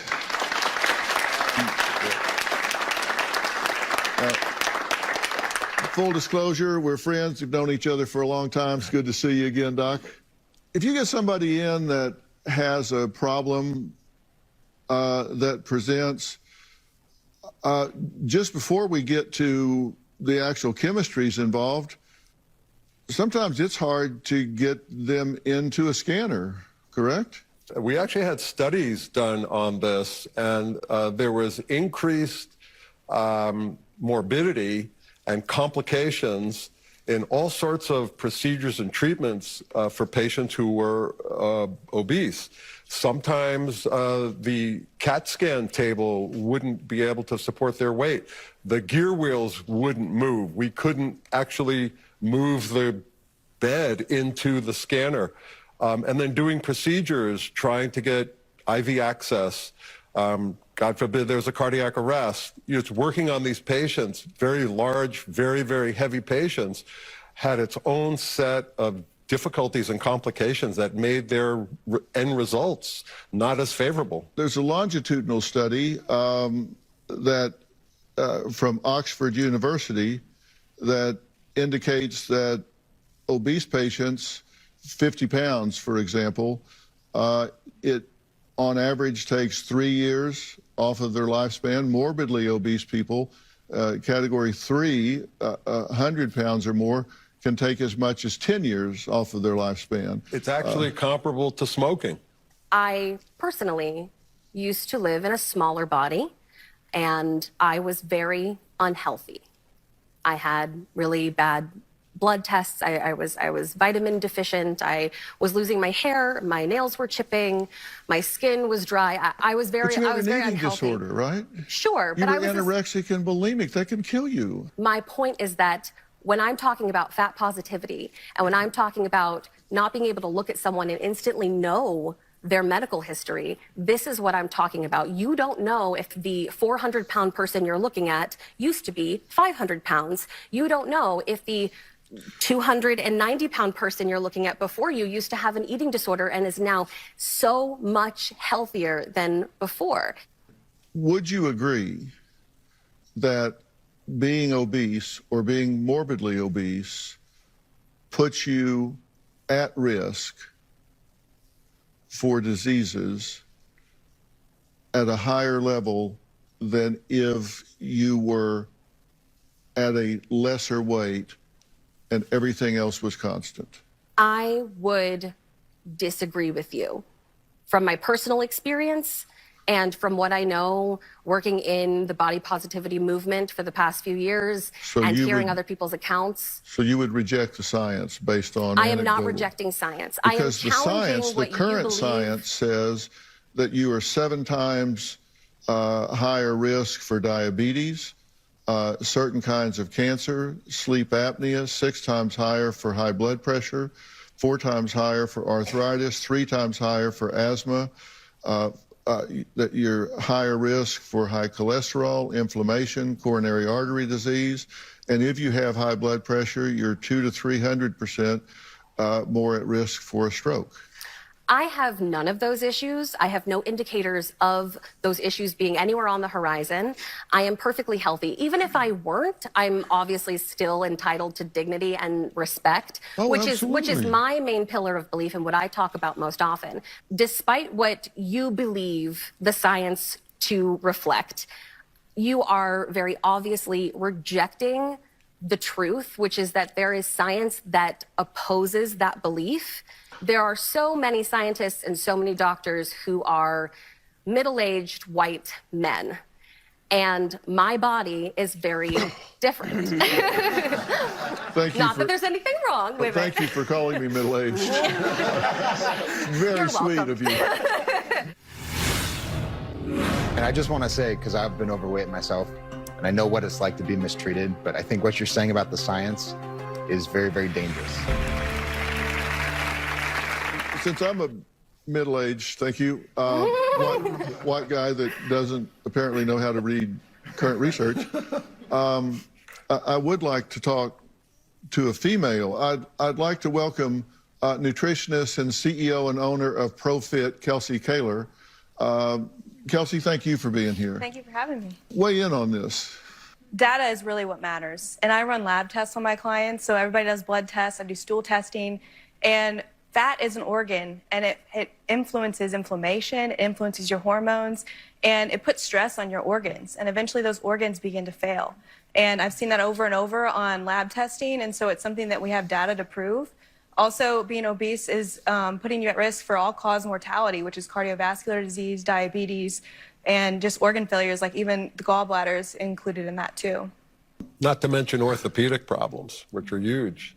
What are some of your favorite studies that you've read that aim to research people who are, as you say, obese, so people who are overweight, who don't have organ failure, who don't have orthopedic issues? What are some of your favorite studies and research that you've read exploring healthy fat people? Well, nothing in medicine is 100%. Sure. So you're going to look at data and you're going to look at percentages. And when you look at people who are 40, 50 more pounds overweight, the statistics tends to indicate, and this is very well documented, that they run more problems. It doesn't mean that everybody who's overweight is going to have these problems, but the risk is much greater than a person who is at ideal BMI.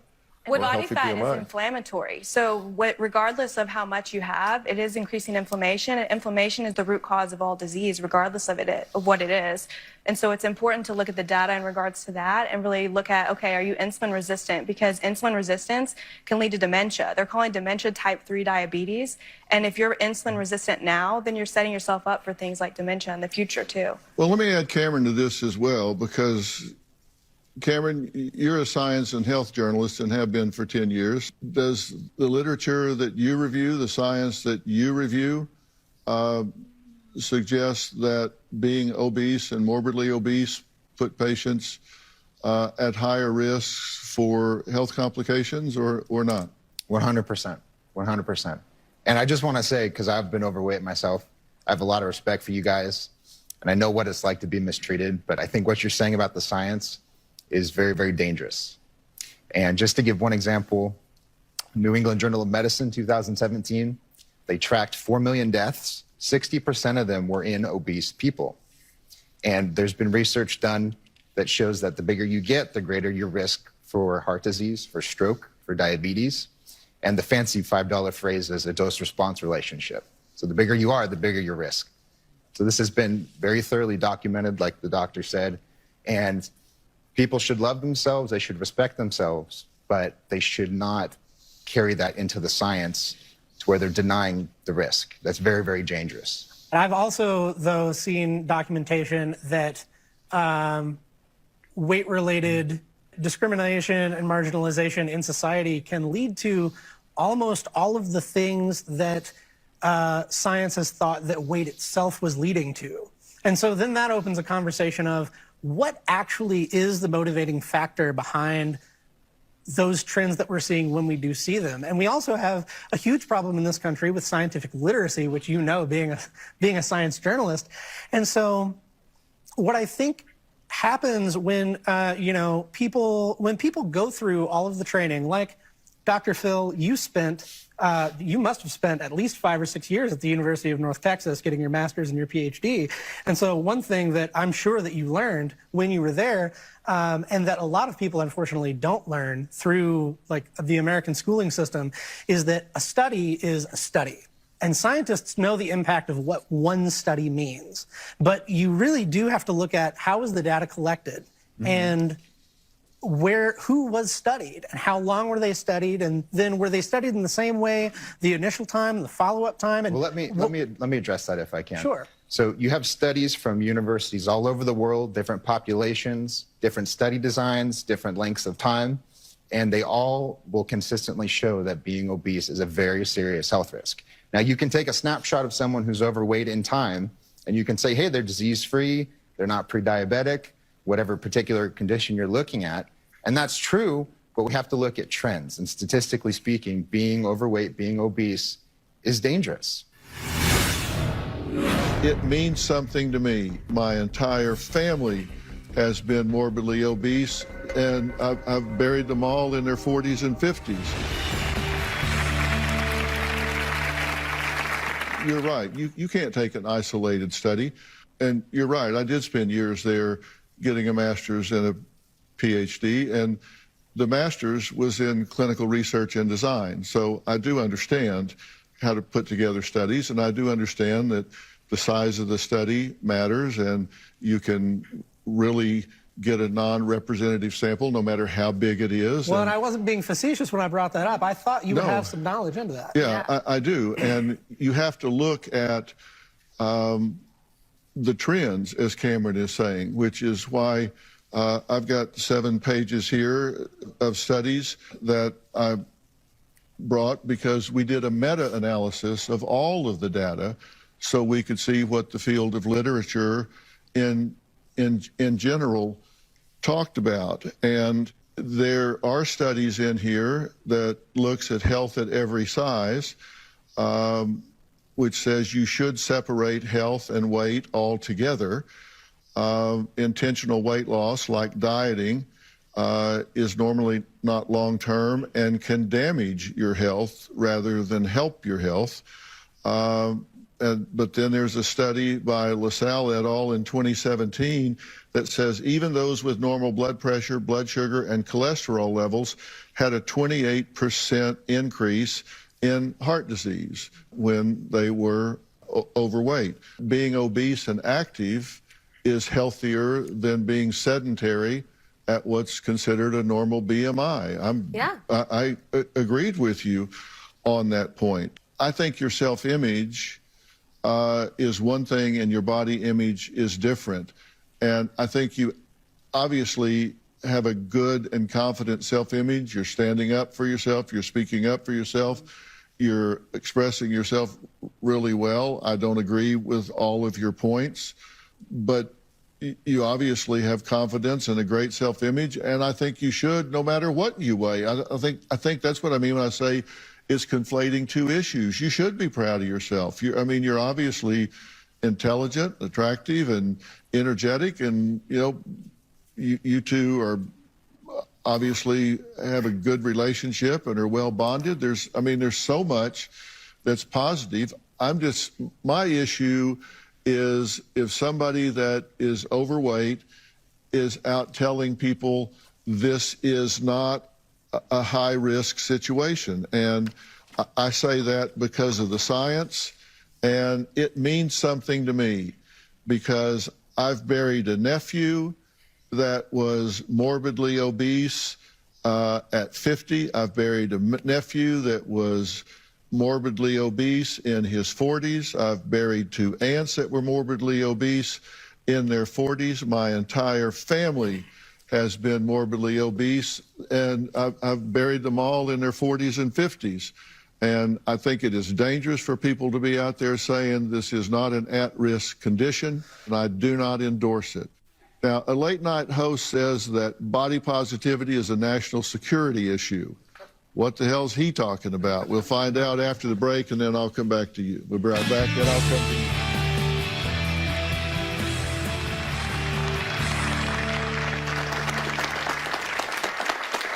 Late night talk show host Bill Maher told his viewers on Friday, August 5th, 2022, that fat acceptance is now a national security issue because obesity is driving down military recruitment. There's a disturbing trend going on in America these days, rewriting science to fit ideology or just to fit what you want reality to be.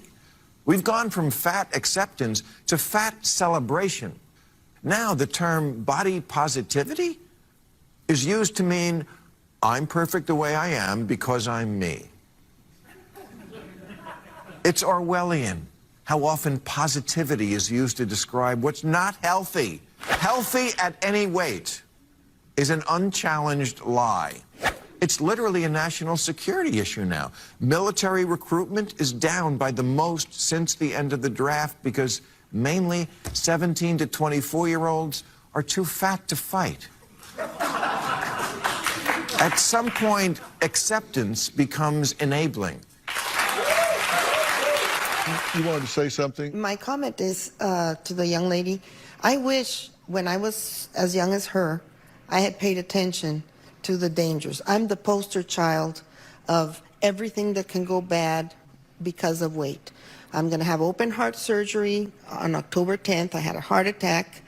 I have diabetes, high blood pressure, no cartilage on both legs. I need 2 knee replacements. And health is important. And overweight is linked to more health issues. There's no question about it. You wanted to say? Yeah, so it's clear that all the numbers that all these studies people are bringing up, more people are becoming overweight, obese. That's clearly happening. I don't think anyone would disagree with that, right? I think it's important to look at, is that really an issue? And if that is an issue, what can we do to solve it? Not what can the fat people do to stop being fat, right? It's more about what can we do as a nation, as a community, what can we do to help people? I'm sorry, I'm getting emotional because I dealt with people constantly telling me I was fat. Guess who doesn't need to be told they're fat? A fat person. I'm telling you right now, I knew, right? And so it was so frustrating to me to have people make fun of you, call you names, say, oh, you're gonna die soon, yada, yada, yada. I knew, right? I knew what was going on. That didn't change the fact that I felt like I couldn't lose the weight. I felt like it was impossible for me. And so what I try and do as just a dude is I try and show people I was able to lose the weight. And if you want to, you can. Your life is yours to live, and you're going to make the choices. I'm just saying, deal with reality. You know, deal with reality. If I'm a big one for science. If anything that I've said today, it won't withstand challenge, throw it out. Fact check everything I've said. And if I'm wrong and obesity doesn't put you at higher risk for diseases, throw it out. Don't listen to me. Fact check me. Do these things for yourself, but deal with reality. And I want to be sure you understand that I don't conflate issues. And self-image and body image, I don't put those together. One is at risk for your health, and I care about people and want them to live as long and healthy as they can. You as people, as individuals, I've enjoyed having you here. You've been great for this conversation and debate. You've been very nice, very pleasant. And if we talk about this some more, I hope you'll come back and contribute to the conversation again. Absolutely. Thank you for having us. I hope you're glad you came. I've tried to treat you with dignity and respect because I do respect both of you, and I hope you'll. Today, Dr. Phil. I told the counselor that John had touched me inappropriately. John Kinsel was convicted and sentenced to life in prison without parole, based solely on this child's testimony. Did this man in any way violate you? No, sir. You're saying, I'm a liar. I've lied under oath. I've lied in court. John Kinsel has been locked up for more than 26 years for a crime he says he did not commit: raping, choking, and threatening to kill a child. Now, about 30 years ago, 22-year-old John says he met and fell in love with a single mother of 3, Adrian. Now, they moved in together 10 months after their first date, where Adrian says John got the chance to play dad to her 3 children. Now, some claim that didn't sit too well with Adrian's 9-year-old middle child, Alyssa, who has said John was strict and demanding, and she did not like him. But there was something more going on behind closed doors, or was there? Take a look. John entered our life after I was 5 years old. I never liked John. He was strict. I wanted him gone. I wanted him out of our lives because he made our lives miserable. I was in 4th grade. We had learned about stranger danger in school. If someone ever touches you, what to do. I went home and I tried to tell my mom that John had touched me inappropriately. I'll never forget, she was in the kitchen cooking dinner. And she ignored me. I was taught that the police would come, he would be gone, and he would be out of our lives. When we got to school on Monday, I told the counselor that I wanted to speak to her in private alone. And I told her that John had touched me inappropriately. She pulled in the principal. They called the police. They called my parents. John was put in jail, charged with sexual abuse. I was definitely stuck. By the time I testified, the story was that he had molested me for 5 years. I was in junior high when we went to trial the last time. We had 2 or 3 mistrials. Nobody believed me. Everybody testified on his behalf. My mother, my grandparents, cousins. The day that I testified, I called my mother's sister and I told her that it didn't happen. He never touched me. I do feel like they forced me to testify. I told a white lie that I thought was going to get him out of our world, out of our lives. I didn't realize what was going to happen to him. And it's torture.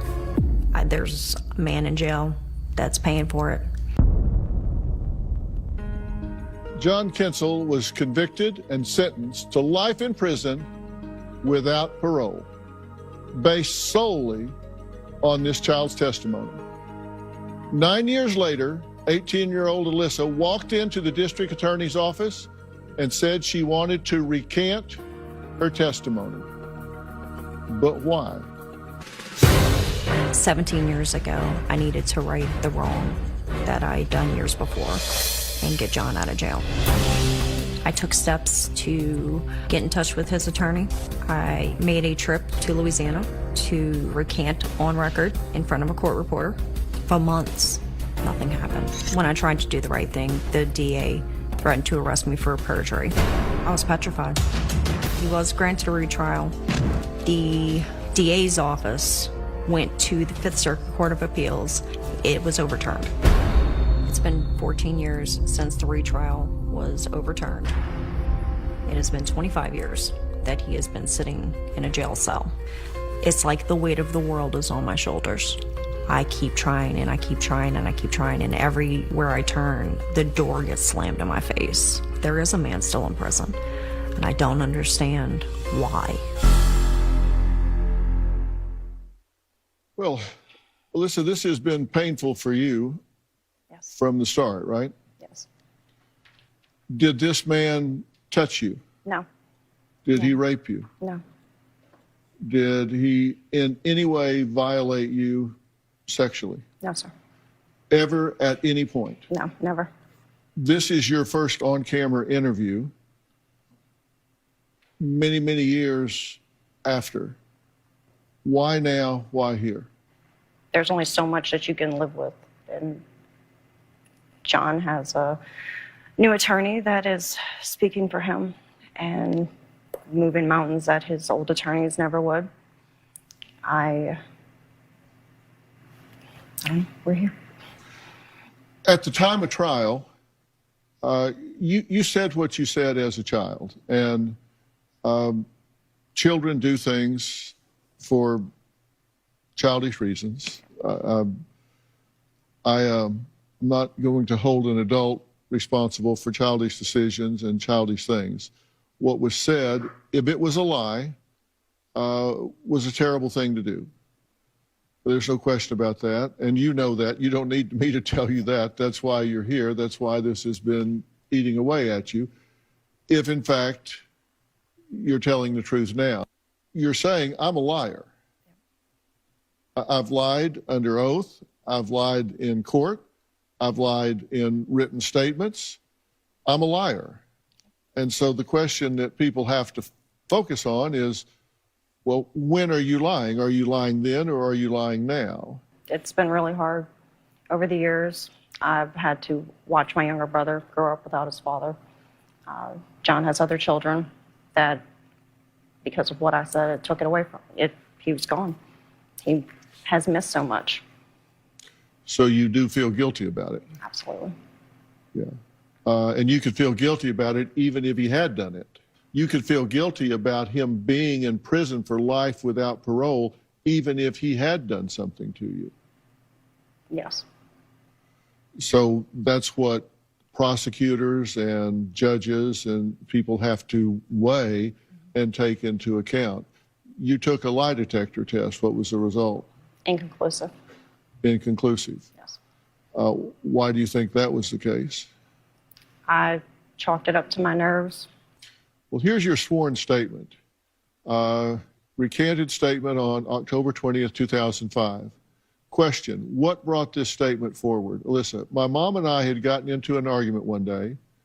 I remember so many details during court, during the trial, and now those details I can't even remember, not even a quarter of them. And the ones that I do remember, they don't make sense. Like me saying that he raped me numerous times at my grandfather's house.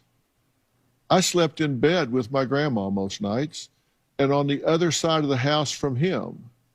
There was no way for him to get to me. There were 10 people living in the house. My mom, we had gotten into an argument about a couple of things, and she was talking about her and John's relationship and about him being in jail, John's son, not having a father figure around because of it. And that's pretty much what brought it out. So let me ask you something. When you talked about what he did to you, you were exactly how old? The first time? Yeah. I was 8 or 9. I was in 4th grade. And this was to a counselor at school? Yes. Okay.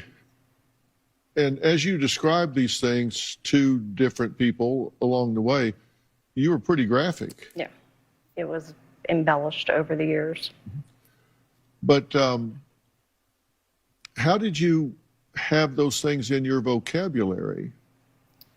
I was forced to do group therapy and one-on-one therapy with the Children's Advocacy Center. And a lot of the things that I picked up, they definitely weren't in my home life, was things that I heard other people discussing in those therapy sessions. Because some of the sex acts that you described, some of the behaviors and stuff wouldn't ordinarily be in a child's vocabulary, wouldn't be an awareness unless they, A, had actually participated in those activities or someone had given them those terms, because you wouldn't know those things. They were fed to me. You picked those up from? The Children's Advocacy Center. So what you reported initially and how it ultimately came out got embellished a lot. Yes. Okay, so that's not what you said at first. What you said when you first reported it didn't have all that embellishment in it. No, it didn't. Because you didn't know to say those things. No, sir. When we come back, how did Alyssa's mother react when Alyssa told her what John did to her? We're going to find out next, and we're going to talk about what happened actually at trial. There's a lot of moving parts to this. We'll be right back. My mother didn't believe it for a moment, that he did anything to me. She couldn't understand. She knew that I hated him. She knew that I disliked him because he wasn't my father. She was afraid that if she spoke out, that her children were going to be taken away from her and she was going to be put in jail. She's not trying to go to jail, and she definitely doesn't want her children taken away from her. Alyssa says growing up, there was plenty of chaos in the home, and she blamed it on her mother, Adrian's boyfriend, John Kinsel. But Adrian says she never thought John was capable of what Alyssa accused him of doing. She says her daughter was known to be a fibber. I was aware that Alyssa didn't really care for John. Alyssa was a daddy's girl and upset about the divorce. When Alyssa first came to me and told me the accusation, we were in the kitchen. You know, Mom, I just want to let you know John was touching me. And I said, what do you mean? And she said, he molested me. And she walked out of the kitchen. I honestly didn't know what to believe. Knowing John, I didn't ever think that he was capable of it. Once the cops showed up and started questioning me, I never asked Alyssa about it again. The cop told me that if I did not cooperate, they could take the kids away from me. There was no evidence collected. Alyssa started embellishing her story. She claimed that it happened at my mother's house. The police never went to either one of my parents. Not ever. They totally took her word for it. Alyssa started with, he touched me, he molested me. And when the trials started, he was raping her daily. There was never any indication, not in her attitude, not in her body language. None of it added up. I was in the courtroom when the verdict was read.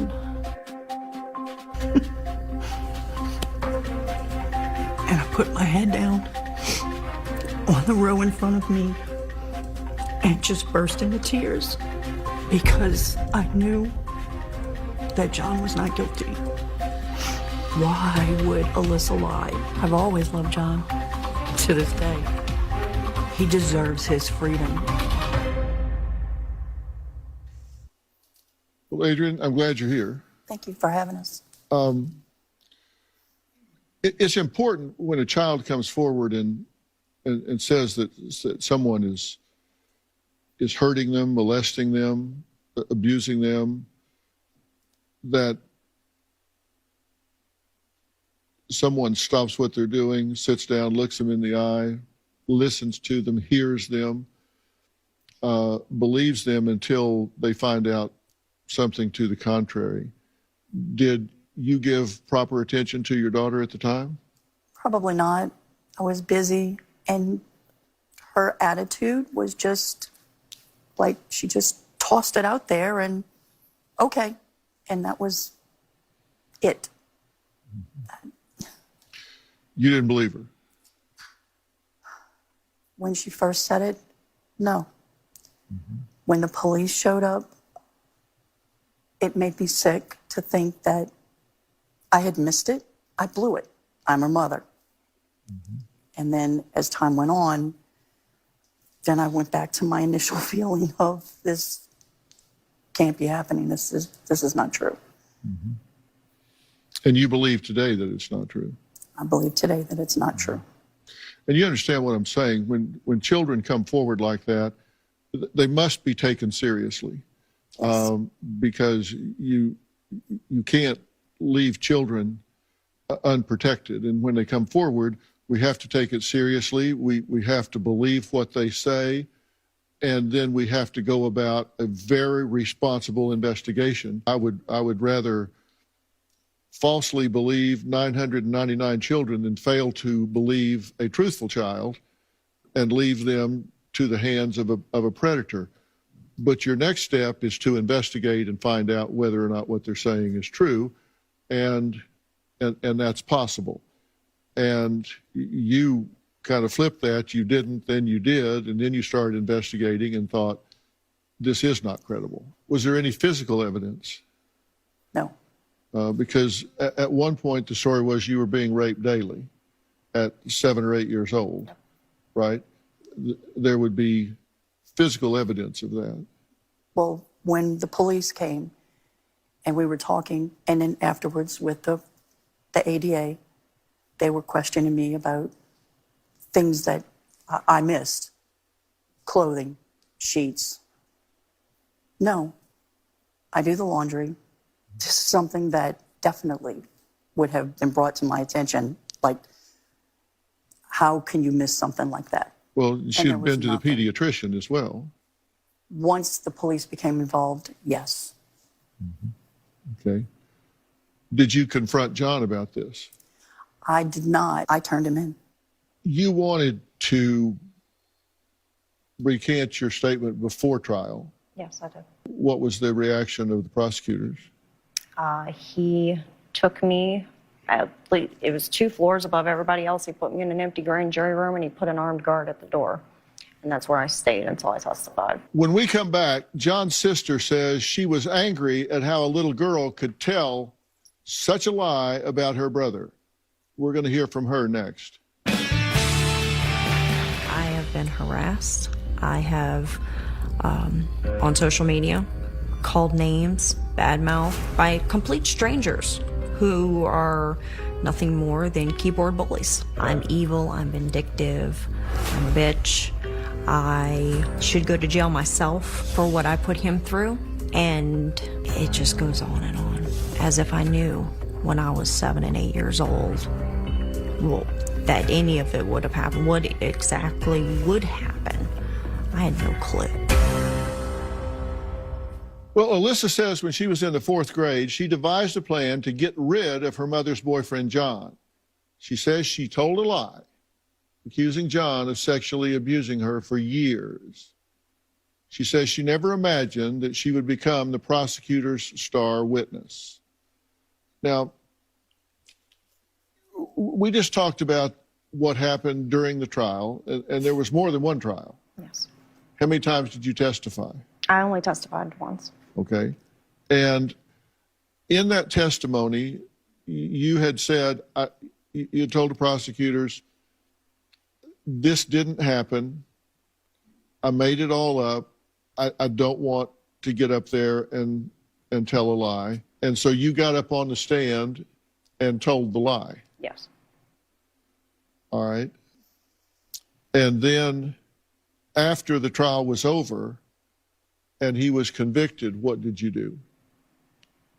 I waited till I turned 18, and I recanted to his attorneys on record in front of a court reporter. And then I tried to talk to the ADA myself, and he threatened to put me in jail for perjury. And he had a plainclothes officer right there on the courthouse steps. Okay, and what did you do? What did you say? I backed off because I was without counsel in front of a courthouse with an ADA and a cop threatening to put me behind bars right then and there. In the moment, I couldn't get a hold of her. She was at Angola talking. She was seeing John. And I stepped back and I called his attorney. His attorney found a friend that, another attorney, to be my counsel just in case something did happen because of the way that the ADA reacted when I told him that I wanted to recant, that I had recanted and wanted to see. At 18, 19 years old, you're stupid to the idea that you don't know what the justice system is. Doing what you're doing now, is it your understanding that you're subject to penalty doing what you're doing? I honestly don't know if that man is going to do anything. I wouldn't put it past him to try to pull a stunt to make sure that he has the last laugh. I tried to recant my testimony. I tried to do the right thing. And a door has been slammed in my face at every chance. And the parish that we live in, because I live in the parish, he's not an ADA anymore, he's a judge. Well, John's older sister, Mary, says she was just furious when she heard about Alyssa's accusations. And she's joining us now virtually. Mary, thank you for being here. Thank you, sir, very much. You believe in your brother's innocence. Yes, I do. And you don't think this is just a he said, she said, because you believe there's just no evidence at all. It was just her statements that there's no evidence against your brother. Yes, sir. I raised my brother, sir, and there's no way that he did this. John's got a kind heart. He's so loving. Maybe he was strict to her kids, but there's just no signs that John would ever do this. Well, Adrian had issues with John in the past, right? Yes, sir. There were drugs involved and that sort of thing, and that kind of thing can change a person. Yes, sir. but you don't think it changed him in this way? No, sir. Not John. Yeah. And of course, you're not objective because you're his sister and you love him. Oh, yes, sir. I love him with all my heart, and I'd stand up for him to this day, even after it's been 25 years. I'm still there for him. I will always be there for him. We're going to take a break, and when we come back, we're going to hear from John's attorney on whether Alyssa's new testimony will help his case or not. John was mad at Alyssa for a long time. He had so much anger, and I don't blame John for the anger. He's locked up for something that he didn't do. So he would call and be angry and lash out, and then I would yell back, and then I'd hang up on him, and eventually I would stop answering the telephone. And I would go a year, 2, without speaking to him. Well, John Kinsel has been in prison for 26 years, convicted of raping Alyssa when she was just a child, a crime that he has never wavered. He says he did not do that crime. He's never wavered about that. His attorney, Justin Bonus, says he took on John's case because he knows John is an innocent man. Now, record executive and Innocence Project board member Jason Flom launched his wrongful conviction podcast 6 years ago with the goal to shine a light on people put behind bars or sentenced to death row despite evidence that they are innocent. You say you know he's innocent. Why? Physical evidence, or the lack thereof. The doctor actually testified, equivocated. The doctor at trial actually testified that the physical evidence was just as suggestive that there was no sexual assault as there was that there was sexual assault, and actually leaned towards the fact that there wasn't a sexual assault here. That's where I think when you look at the claims that Alyssa makes in her testimony, the rape, I mean, you have no physical evidence of the rape. That's problematic, especially when that's the only piece of evidence that convicts John Kinsel. And even just there's a lot of other things as well that goes into that, the way the case was investigated, the child advocacy interview. These are all things that moving forward that we're going to explore. So it isn't just about the recantation. It's about the investigation. It's about the physical evidence, about the lack of physical evidence. And that's the scary thing, is that a person can be convicted of a crime that didn't happen. This happens every day in the criminal justice system. Yeah, it's not that a crime happened, who did it. It's that the crime did not occur, and somebody is convicted of a crime that didn't occur.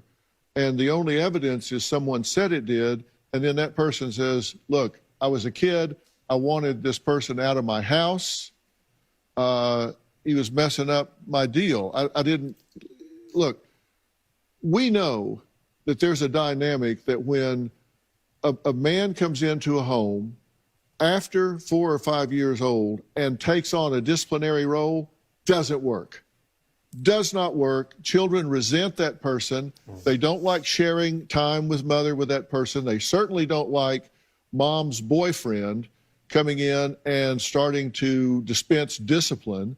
And there is resentment, and there is very frequently energy to get that person out of the house. But a man sat in prison for 26 years. That's what bothered you about this case.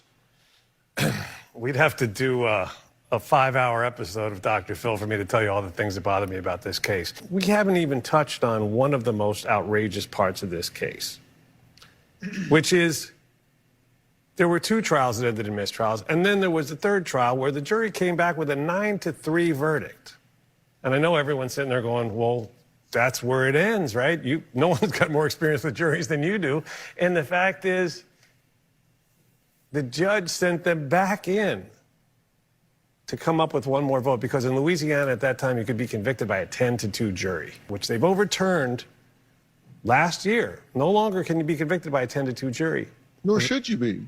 It was a vestige of of pure racism, right? When black people were given the right to serve on juries, some of the states passed laws with these non-unanimous jury verdicts so that those votes wouldn't count. It's insane. But anyway, that was abolished by the Supreme Court last year. But the problem is they didn't change the law retroactively, which is nuts. So how can you say that this is we know now that that is not a just thing. You can't do that in America anymore. But John has to sit in prison for the rest of his life? Alyssa told us that she and her mom don't really talk about this case or how it has affected Alyssa. But we're going to talk about that next and some other things that bother me about this whole thing. We'll be right back.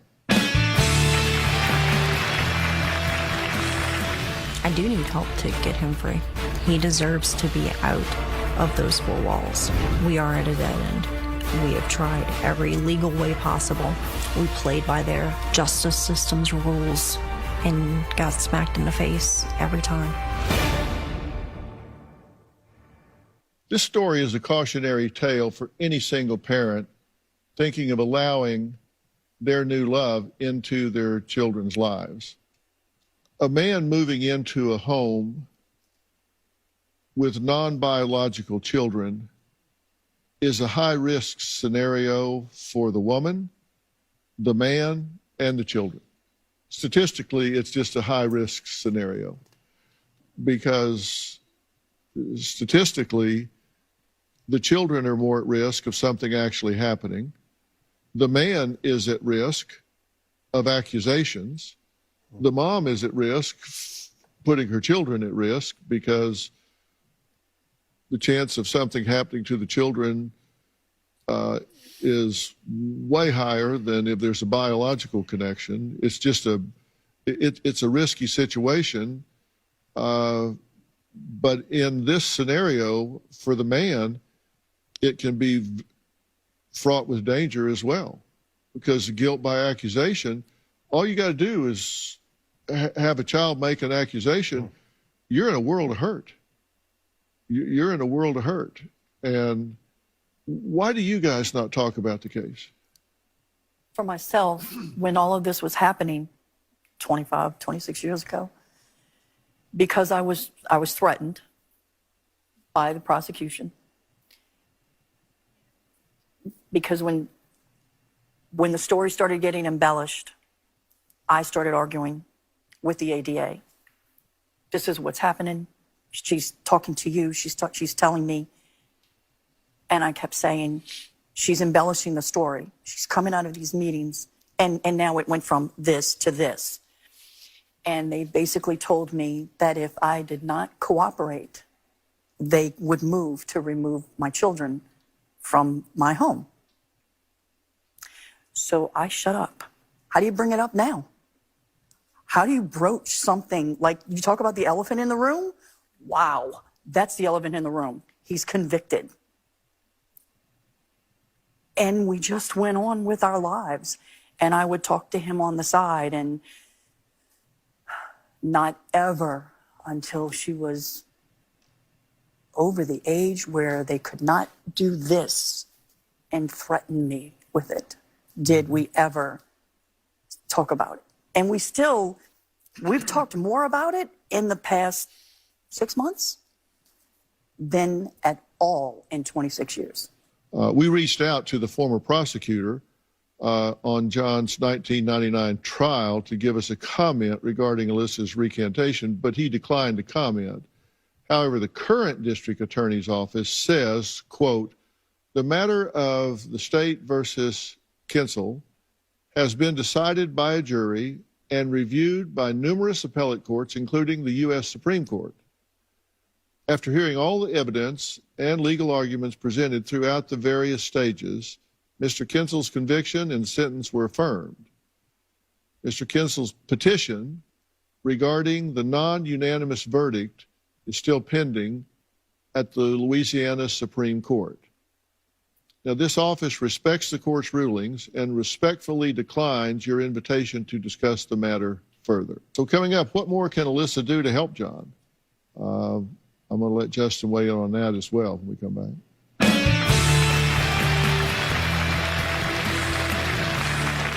Well, we're back talking about the case of John Kinsel, and he's serving life without parole in prison on a case where he was convicted of raping a child and some other things. And, I'm being judicious in what I'm saying here because we can't say a lot of things on the air. FCC would just bleep me out and all, but he was convicted of molesting, raping, violating a child. Here's my problem with this. I have a lot of problems with this, actually. And Justin and Jason have problems with it working in this. Jason said, referred to my knowing a lot about jury dynamics, because that's what I did back when I had a real job. And I did spend a lot of time working with juries, and I did a postdoctoral fellowship in forensic psychology that kind of got me started down that road. And, prosecutors have a job, and the job is to bring about a just result. Their job is not to get a conviction. People think their job is to go in there and get a conviction. That's their job. That's not their job. Their job is to get a just outcome in a case. And if somewhere along the way they determine that they're prosecuting the wrong person, or they've got a bad set of facts, or they've done something they shouldn't have done, I don't care if they got 10 years into the case, they have a duty as an officer of the court to stand up and say, Your Honor, we've learned something during the pendency of this trial that causes us to say we need to stop these proceedings and back off. Their job is not to get a conviction. Their job is to get a just outcome. And if that means to drop charges, walk away, charge somebody else, whatever, that's their job. It's not to get a conviction. They lose sight of that because most of them want to spend time on the prosecution side and get a bunch of notches in their belt and then jump to the defense side so they can start making money. It's just the way it goes. That's the pattern. There's nothing wrong with that. I'm just saying that's the way it works. But their job is not to get a conviction. Their job is to get a just outcome. They may have lost sight of that in this case. The other thing I say is, think about this. I don't know if this case bothers y'all. If it bothers you, raise your hand. Okay, just focus group wise, it bothers you. Look, depriving someone of their liberty in America is at a very high standard. It's at a very high standard. And should it not be? If the government is going to come take you out of your life and put you in a cage, that should be at a very high standard. Has this met that standard? And I think the answer to that is no. Now, I haven't talked to John Kinsel. They won't allow that. I wanted to look him in the eye and talk to him. The second best thing I can do is look you in the eye and talk to you, because I've spent a lot of my career in deception detection. I believe what you're saying today. Reasons children recant. Their parents are upset with them. They feel guilty, like, oh my gosh. Or sometimes children that are molested blame themselves. Sometimes molested children, there are moments during that time that they have pleasurable experiences, and so they feel guilty about that. And so they think, really, I must have wanted this. And that's wrong. That's wrong-headed thinking, but they blame themselves. And so then they see a bad result coming, and so they can recant. She has persisted in this for 11 years. You're now married, right? Yes. You have children. Yes. She's an adult. She's thought through this. She's persisted in this across time. You brought up a point about recantations with children, right? She wasn't a child when she recanted. 11 years she's been trying to do this. Right. Well, I mean, at this point, what is it, 17 now, I guess? 15, 17. I was 18 and 36. Yeah. All right, look, we're out of time.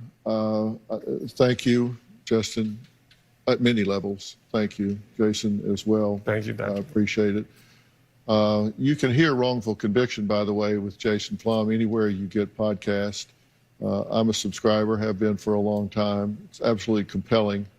You it's kind of like going down a rabbit hole. You'll listen to one episode, then you'll go backwards and listen to one before, and you'll go backwards and listen to one before, and you'll go backwards and listen to the next one. So it's very compelling and very moving. For more information about today's episode, if you'd like to share your story, log on to drphil.com.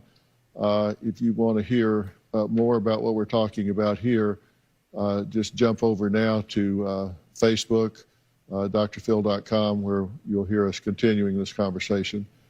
If you want to add your voice to the conversation, you can find me on Twitter, Instagram, and Facebook. Let your voice be heard. Now, if you're in the LA area, you plan to be, we'd love to have you here in our studio audience right here on stage. Just go to drphil.com, click on Be Part of the Audience for all the details.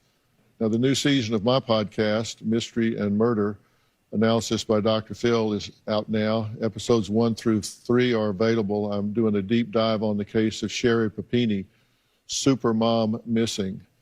There's so much you don't know about that case if you remember it at all, but you will when you listen.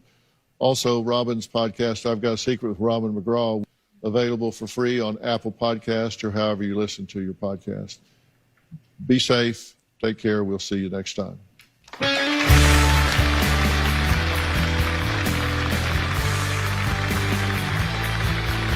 All right, so here are our current options. Peanut butter and chocolate chip. Something cheesy. Could do like a 3 cheese bread. A 3 cheese bread. That's my vote. Sprinkles. Sprinkles. Or confetti. Ooh, confetti. Okay. Or cinnamon sugar. I only have one savory option. We only have one savory option. All right, I'm coming this way, okay? So like, hi, you get to look at me. How are we doing today, chat? We're gonna do another poll. Glitter. Okay. Mm-hmm.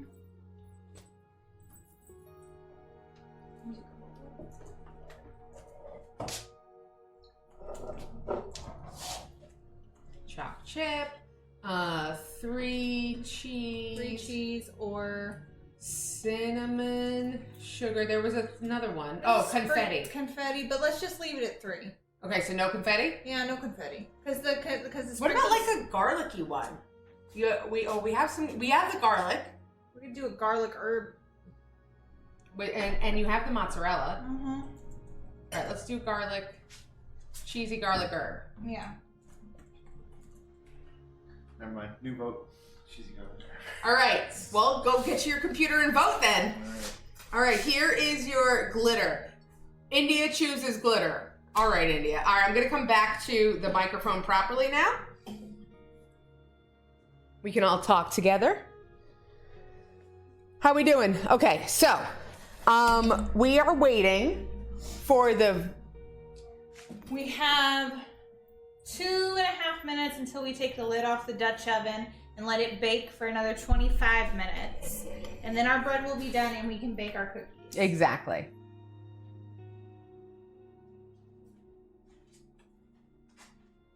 India, I did not offer you a whatchamacallit, a glitter option. I hope that's okay with you. Glitter and confetti. They're different. We're not feeding people glitter. No, there's actual glitter that you can get for baking. Oh, for baking. Oh, I thought you were saying it was in your confetti. No.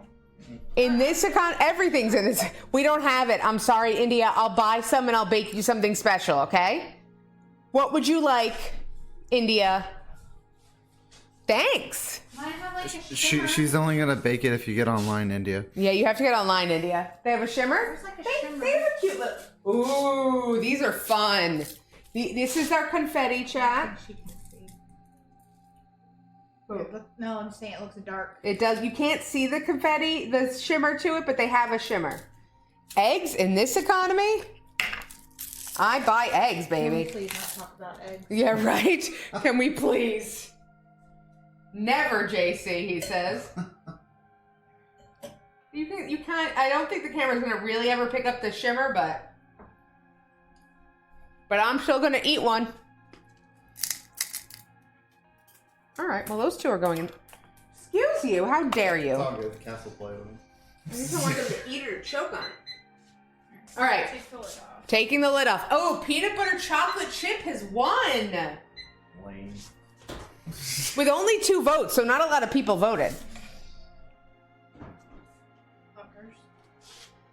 Peanut butter chocolate chip had 2 votes. 3 cheese had 2 votes.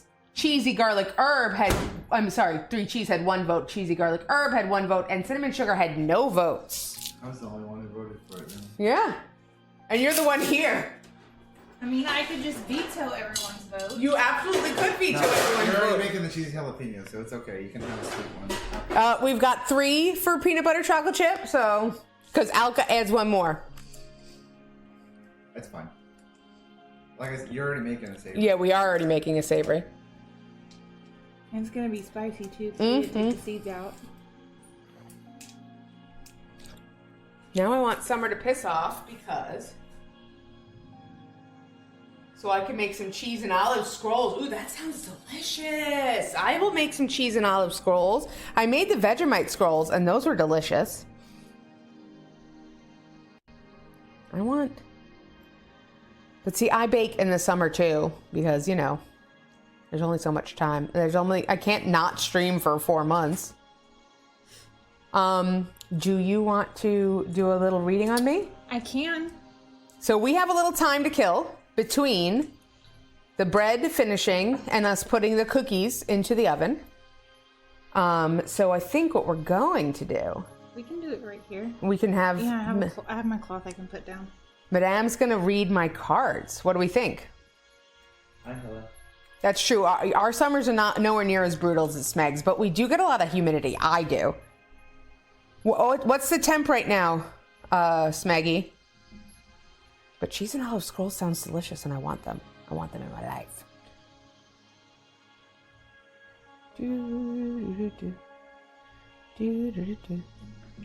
It's the coolest it's been for a week. Oh God, and if it's near what Milla's saying, then yeah, that sounds awful. They're prowling. Cats. The kitties are trying to figure out what we're doing.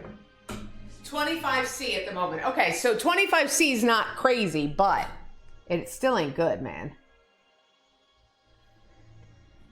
Well, don't just be sick of it, I guess, Claudio, because we're gonna let Smeggy complain. We're gonna let our Australians complain because they have hotter weather than us. I look so blurry over there. There we go. Hold on a second, guys. It's on the table, bud. Sorry, guys. We're just gonna do this just in case. Go ahead.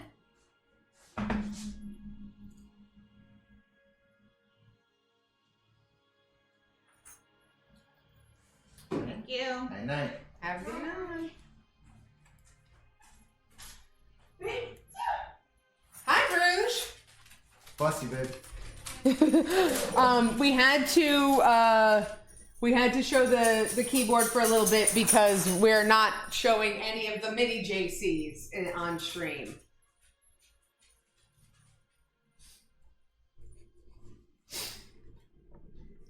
We get it, Smeg. You're hot and you have 15K followers on Instagram. Get over it. Do I follow you? I follow you, Smeggy. That's right, 39K followers. Junior C's, exactly. India has dubbed them Junior C's. Exactly, India. India gets it. Well, I mean, I think it was like a real win we got Madame on the fucking stream. I got Madame on my stream before Monsieur got her on his stream. Yeah. We'll just see who's real cool, okay? All right, so we're changing, tactics a little bit tonight. I'm gonna get my cards read. You ready for it? I'm ready for it. I want to see what it has to say. So do you want just a general reading, or do you have a specific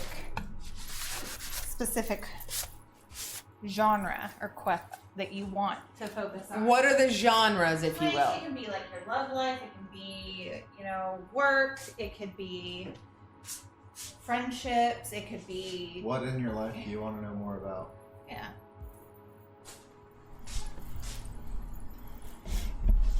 I would like a general, but if it could have a slight lean to love life, if that's possible. Yeah, it could do that. I mean, I don't control what comes out. Yeah, you don't control what comes out, so. But we all know. Okay, we're gonna go as best we can, as best as what the cards will let us. Go for a general reading with a little lean to love life. We all know. I've talked about it well enough on stream about trying to date and things like that. So let's see what the cards have to say. I'm assuming I'm just gonna do this so that we can see the cards. We can do it that way. Sorry, chat. And then, yeah. Oh, we're getting.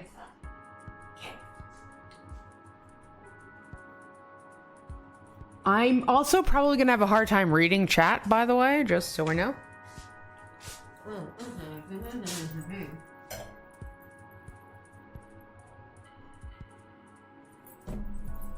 Oh yeah, so bring it up like that. With my tablet will let me have the volume down. All right, so I'm gonna pull from